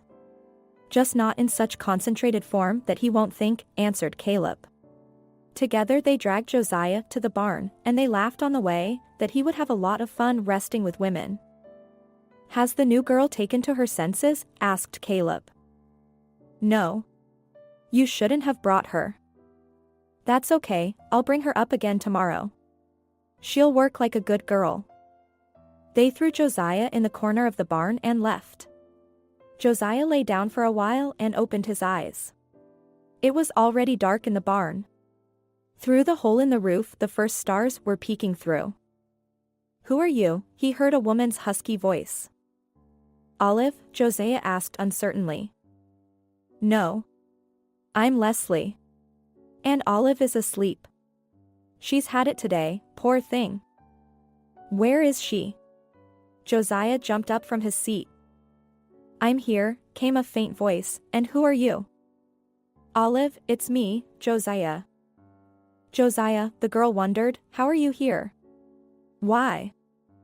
I've come for you, Olive. Joziah walked over to the lying girl and sat down beside her. In the starlight, they looked at each other in confusion. How did you find me? Whispered Olive, and then suddenly realized, and Declan. What about him? I left him for you. Don't worry. He's with his nanny, a very nice woman. But I don't understand how you got here. Oh, that's quite a story, and Joziah told Olive how he had gone to her village, how he had talked to Maya and Madeline, how he had looked for her. Olive, I suspected at once that you were mixed up with some charlatan. So I went looking for you. It's not even a charlatan, it's a slave owner, Olive answered him quietly, some kind of monster. And she gave a brief account of what was going on here. I'll have them tomorrow, replied Joziah and, after a little hesitation, put his arm around Olive's shoulders lightly. You must be freezing, right? A little. Thank you. It's me who should thank you for my son. Olive, I didn't know anything at the time. Kayla lied to you. You really didn't know? Olive's voice trembled, and she herself trembled with truth. My God, you're freezing. Joziah hugged her tighter. Olive, we have a son. Olive didn't say anything back to him. She only snuggled into his shoulder. She thought she was dreaming. She was with someone she had never thought of before, and he was sitting there hugging her. Everything bad in her life seemed to have receded. And in the morning the door creaked open. Caleb looked into the barn. Why are you still asleep? He shouted sternly and immediately received a powerful punch to the jaw. It was Joziah who was guarding him against the wall. And you rest now, he said, and then he twisted the old man, tying him up with a rope, which just so happened to be on the wall in the barn. Willow came running at the noise. Joziah had to be a bit hard on her, she should not be beaten, she was a woman, after all. But soon the wife was beside her husband. Joziah strode around the yard, looking around, ignoring the shouting and screaming of the bound owners. In the house he found his bag with his documents, his phone. Except the phone was no use here, the cell phone didn't pick up. Olive and Leslie's papers were there, too. A dozen other passports, all female. Joziah felt goosebumps running down his body. What a bastard. They took advantage of the helplessness of sick people, squeezed the last juices out of them. You should be sentenced to life in prison for that. Okay, girls, he told Leslie and Olive, we're going to the nearest police station, and we're going to report these bastards. Let them find out what they've been up to. You go, Leslie whispered, and I'll stay. Leslie, what are you doing? Olive wondered. I don't feel well. I'm afraid I won't make it. Where am I gonna fit in there? You and Olive will both sit in the same seat in front, Joziah answered her. You need to go to the hospital right away, Leslie, he persuaded her. They placed the criminals in the back seat, and the three of them got in front and drove off, leaving the horrible yard in the past. True, at first they listened to Willow and Caleb screaming, cursing, pleading, but Joziah promised to shut their mouths. Then they kept quiet. There was a police office at the same station. That's where Josiah took Willow and Caleb. The policeman could not believe for a long time that the information he had heard was true. But Leslie and Olive confirmed it. The lash marks on Olive's body spoke for themselves. Then Leslie became quite ill, and an ambulance came to take her away. She said goodbye to Olive. They would probably never see each other again. Olive looked thoughtfully after the ambulance took Leslie away. Yes, I won't see you in this world. But we won't see each other in this one, she said suddenly aloud. Why are you suddenly going to the next world? Josiah asked playfully. Josiah, I am ill. I have written to you about it. And your mother must have told you, if you were here. Yes, I know all that. But, Olive, yesterday I did not tell you the main thing. I found a doctor who undertakes to help you, exclaimed Josiah. We must urgently go to the capital. To be honest, I do not believe it. I have heard so much from doctors. I can't be helped. And I say you can, Josiah exclaimed with a little anger. Olive, at least this is a real chance. Or do you want to look for some charlatan again? No, I certainly won't survive a second. Caleb, Olive smiled sadly and nodded in agreement. Let's go to the capital.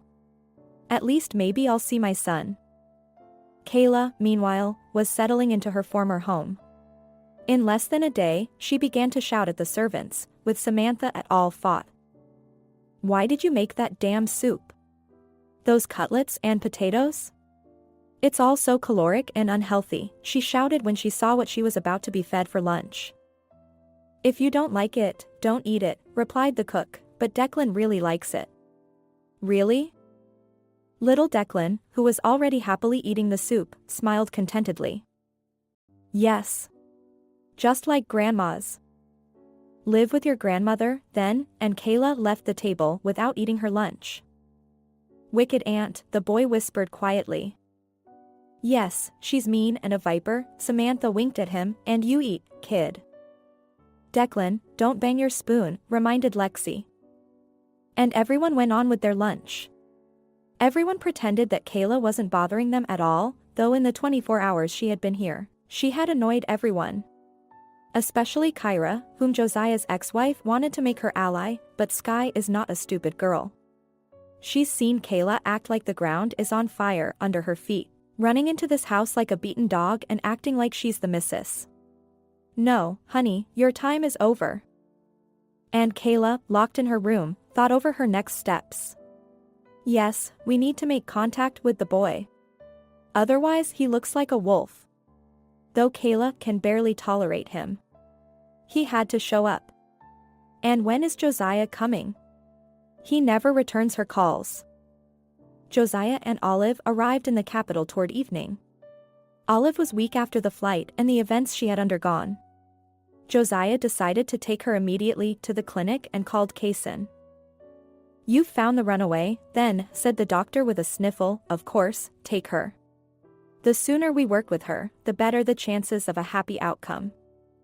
Olive fainted in the cab, and Josiah carried her into the clinic in his arms. Save her, he pleaded with Kaysen, she's so young. She has 2 children. She must live.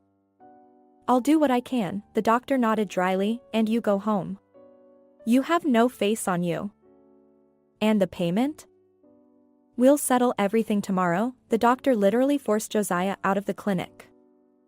Olive was taken to the examination room. Now she was being attended to by top-notch specialists. She was almost in God's hands. Kaysen had pulled so many people from the death and he would save her.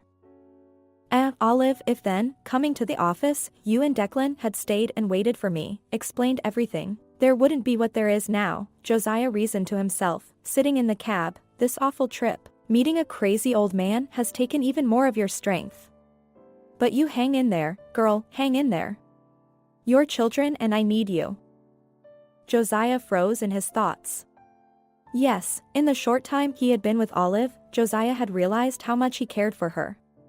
He could still feel her frail shoulders under his palms, feel her soft, silky hair touching his cheek, and his heart sank.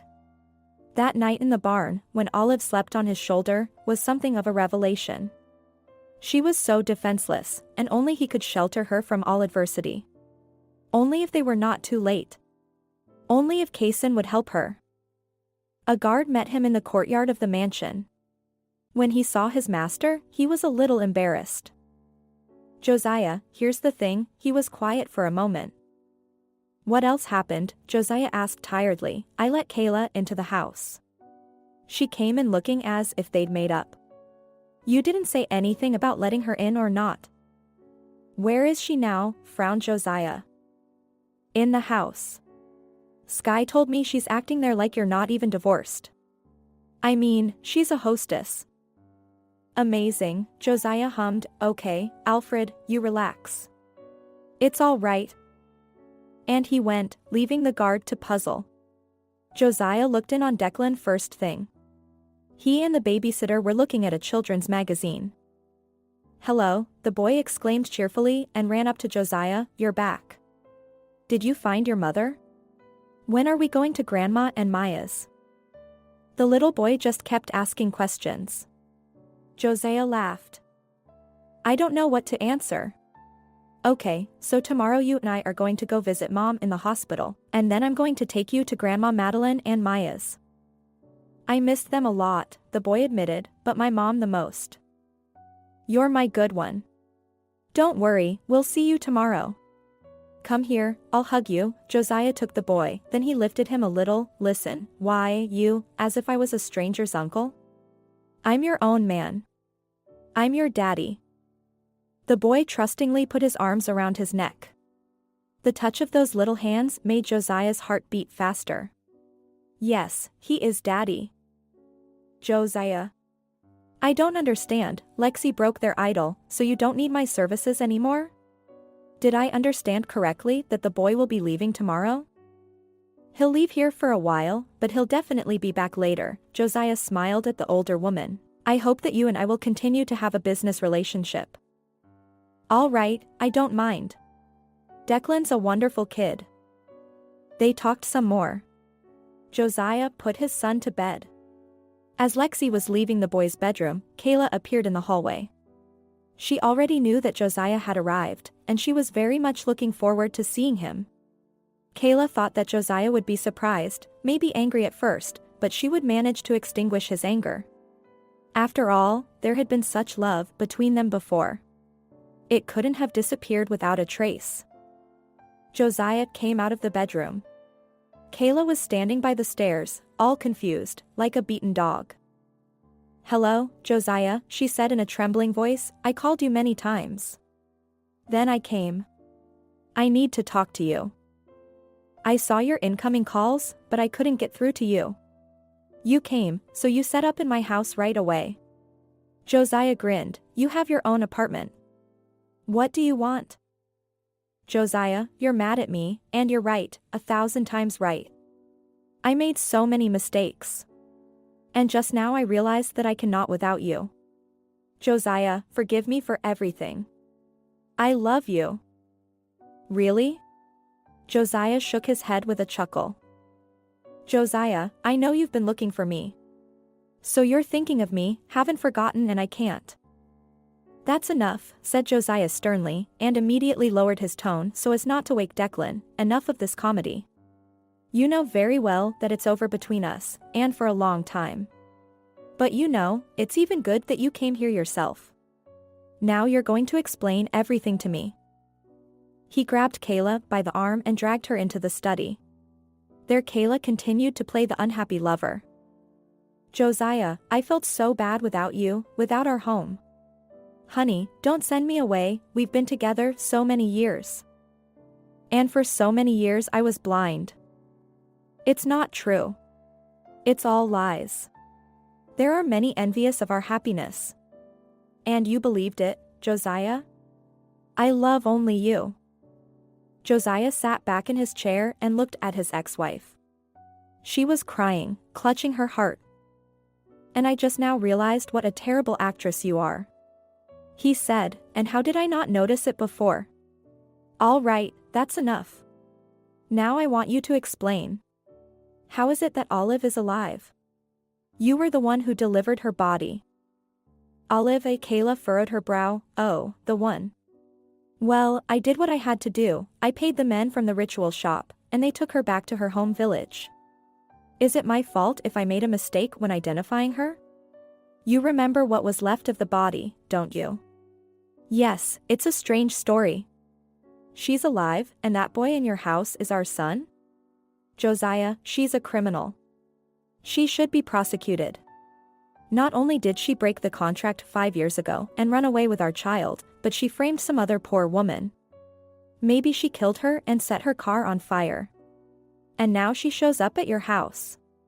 She obviously wants something from you. We have to call the police right away. She's a criminal. I'll call the police. I just wanted to hear the truth first, not the story you're trying to tell. He walked over to his ex-wife and grabbed her arm. Either you tell me everything, and then I'll let you go, or I'll call the police and file a report. Let them handle it. Now I'll supervise the investigation myself, and I assure you, you'll go to jail for a long time. But it's not my fault, said Kayla pitifully. It's not your fault? Let's start with the fact that you bribed the doctors when you implanted the embryo. Kayla's face changed. She hissed, and then she looked up and said, of course she did, what else could I do? The doctors rejected all my eggs. And here's this fool, who would do anything to save her daughter.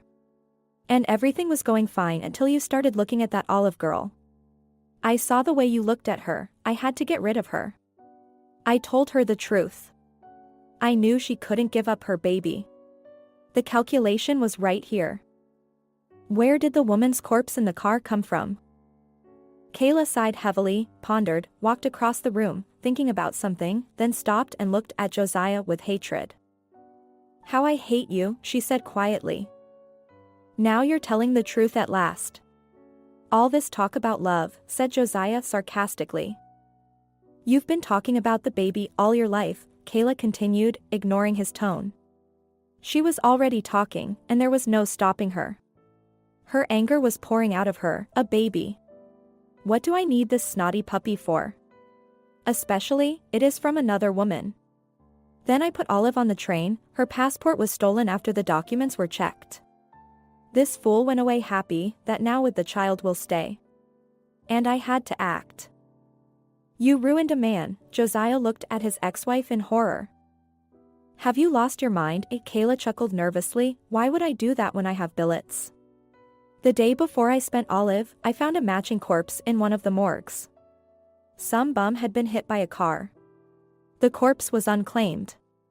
For a small fee, I managed everything, and gave the cab driver so much money that he then went somewhere to rest at sea. I set up the accident. You couldn't have done it yourself at all. Did you have accomplices? Kayla lowered her eyes. Admitting to her ex-husband that she was having an affair with a police general at the time was beyond her strength. The general had helped her well at the time, gave her the people who had arranged everything. He explained to the investigator what to do and how to do it. The general even saw to it that the unknown woman was buried in the nearest cemetery. It worked out without any problems. He was a good man, but he died a year after the whole story. Kayla even cried a little at the time, and then she forgot. Who helped you? Joziah raised his voice. He's not alive anymore, Kayla admitted. Joziah only shook his head. In fact, he knew everything and knew every detail. He didn't need them. He had already guessed something like that, though, and now he knew for sure. I don't understand one thing, he said at last, why have you come to my house now? Aren't you ashamed to look me in the eye? And my son? Joziah, I'm willing to kneel as long as you say. Forgive me. After all, at the end of the day, I did everything for our love. You did everything for my money, answered Joziah sharply, and at the same time you did not forget to sleep with other men. Here's the deal. Get out of my house. And do not let me see you within a radius of 5 kilometers. Understand? Joziah, how can you do this? Cried Kayla again, don't make decisions on emotion. Think about it. We used to be good together. Until I found out about your cheating. Do you really think I can forgive you for the Olive thing? You took away 5 years of my time with my son. Get out. If you don't leave now, I'll call the police. And then I'll definitely report you. I have no money, whispered Kayla, nothing at all. And what can I do to help, grinned Joziah, thank God you're free. Go away for good. I forgive you, but don't think you will. If you come after me or my son or Olive. Olive? So there is something between you. Am I mistaken? Exclaimed Kayla, flashing her eyes angrily. And that's none of your business. And once again I warn you, do not interfere with us again. So Kayla left Joziah's mansion that night. Soon Kayla sold her apartment and left. No one ever saw her again. Joziah didn't dwell on the past. It was too tiresome. Let the past remain in the past. The next day Joziah and Declan went to see Olive. She was lying in a separate room, she had regained consciousness, she was being prepared for surgery. Despite her weakness, Olive tried to pull herself up on the bed when she saw her son. My baby boy, she spoke softly, barely able to hold back her tears. Mommy, he exclaimed, ran happily to the bed, and immediately, like an adult, shifted his eyebrows. Mommy, you lie down. You need to save your strength. Daddy said you're going to need it. Daddy, Olive smiled through her tears and hugged her boy, then looked at Joziah. He stood beside her and tried to smile, believing that everything would work out for them. Thank you, she whispered to Olive. I realized that everything in this clinic is very expensive. Don't even think about it. Don't even think about it, thank you, Joziah answered and sat down on the chair next to him. Don't you worry about a thing. I will go to your mother and daughter with Declan tonight. We'll check on them. Daddy, you said you'd take me to them, the boy didn't understand. Of course I will, but just for a while. And then I'll take you all back to my place. We'll just get my mother fixed up. Joziah, let's not get that far ahead of ourselves, Olive touched his arm. Her fingers trembled, the only thing I want to ask. If anything, you take care of Declan and Maya, please. I know I have no right to ask, but my little girl, if anything happens to Mama, has no one else in the world. I told you we're all together now, Joziah answered her seriously, and don't think of anything bad. The doctor said everything will be all right. Olive only nodded weakly in response. In fact, Kaysen did not give any favorable prognosis. He refused to talk about it at all. Everything would be cleared during the operation. Joziah only stopped by the office that day and then went with you to a distant village. Joziah decided that, for the duration of the operation, the boy would be with his own grandmother. And then we will see what to do next. Declan sat behind Joziah most of the way and looked out the window enthusiastically. For the boy it was his first such long car trip.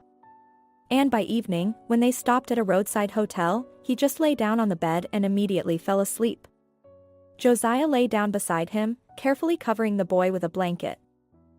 Sleep, son, he whispered. In the morning they set out again. They were in the village by dinner time.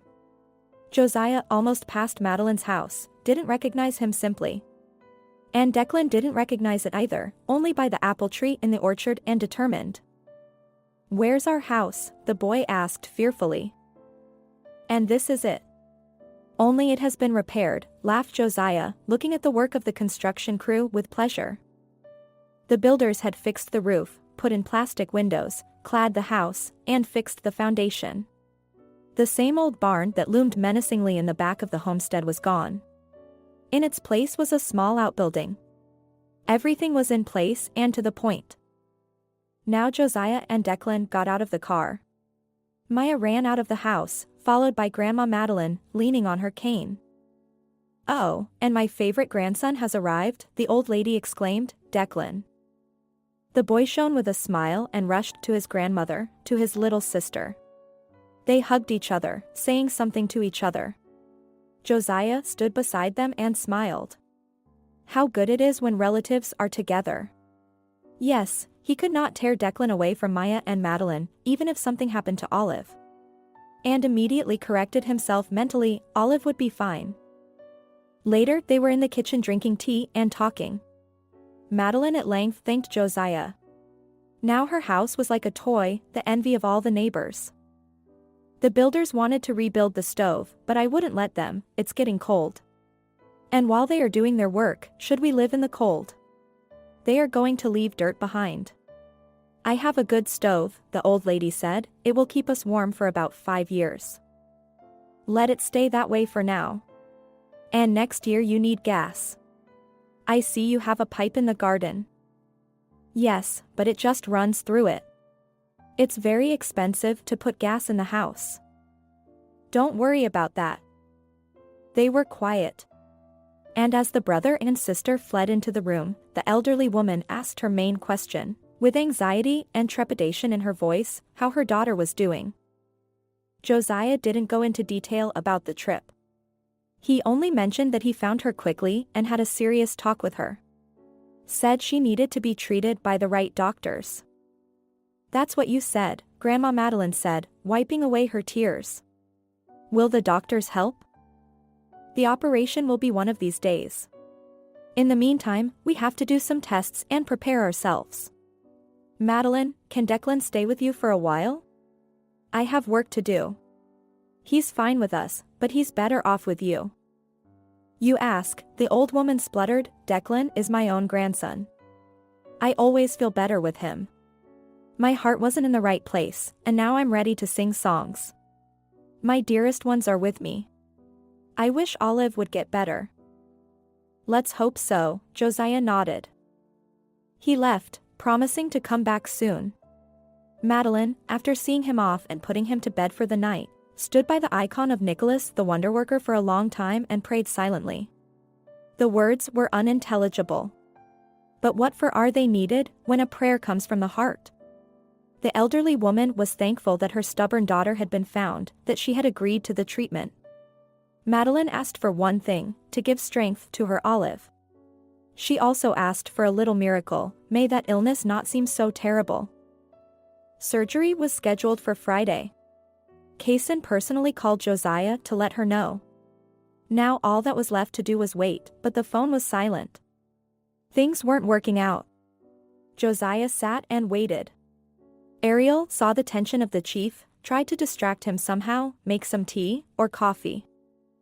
Ariel, I'm going to have your coffee coming out of my ears, Joziah said suddenly and pitifully. Oh, I'm sorry, said Ariel frightenedly, I can just see that you're not finding yourselves. Yes, you're right. And why is it taking so long to do this operation? It will be all right. You'll see.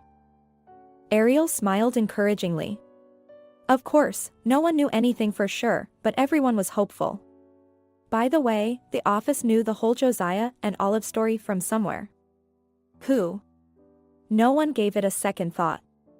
Ariel continued to communicate well with Lexi, the very nanny, but she had a big secret and told the story she had witnessed by chance.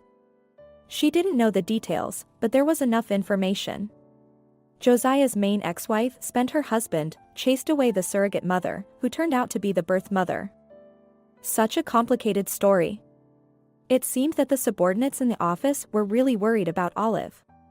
After all, it was she and her boy who gave them back a normal boss. Otherwise, Joziah had turned into a robot lately. Finally, the clinic called. Kaysen said tiredly that everything had gone well, the tumor had been taken for histology. The first analysis showed that it was benign, but we still have to study it carefully. It's large and would have had a negative impact on the patient's body anyway if not for this surgery. Now what? Asked Joziah fearfully. Now prepare yourself, young man. I think you have a big change ahead of you, Kaysen said with a smile. Joziah thanked and hung up. Did it really work out? Then the phone rang again. It was the call from the genetics clinic. We sent you the results of the tests in the mail, said a pleasant female voice, you can look at them. Young lady, can you say it in your own words? Asked Joziah. Basically, he hadn't cared for a long time what the examination would show. In your own words, you are the boy's biological father. And the second test? The girl and the boy are related to each other. Thank you, Josiah thanked, then smiled and shrugged. He already knew all that. The new year was only a couple of days away. At last Olive was able to leave the clinic. She was still weak, pale, but most importantly, she was healthy. Yes, she had been through a lot. And even if now her head only grew hair that looked like a hedgehog, even if she still felt occasionally dizzy and nauseous, the doctor explained that it was normal. It would pass. Declan, Mia, and Josiah hurried toward her with a huge bouquet of flowers. They laughed, hugged Olive, and they were all one family. Not long ago Josiah moved the children and Madeline to the city. Maya now goes to a prestigious high school. Declan goes to kindergarten. Madeline treats her joints with famous doctors. They all live together in the Josiah mansion, waiting for Olive to finally be discharged. "Mommy, we put up such a wonderful Christmas tree," said Declan excitedly. "It's so huge." "Yes. It's standing in the yard," Maya added. "We thought it would be better. Dad suggested it." "It's great, isn't it? It makes the tree come alive and makes everyone feel good. Also, Daddy bought us a Labrador puppy," Declan continued to boast. "What a wonderful daddy we have," smiled Olive. "He's the best," and she stepped toward Josiah, looked him in the eyes. "Could I ever have even dreamed that one day I would meet such a wonderful man as you, Josiah? You are a real magician." "Thank you. I'm still just learning," Josiah smiled. "Oh, by the way, you owe me something else." "What?" confused Olive. "You haven't answered me yet. Will you marry me?" Olive put her head on his shoulder and said softly, "You are my most beloved and best man. And you are the only I want to be with for the rest of my life. Of course, I agree to be your wife." An amazing story, isn't it? Thank you for listening till the end. I sincerely hope that you truly enjoyed it. Don't forget to subscribe to the channel and rate this video. See you in the comments and in new releases.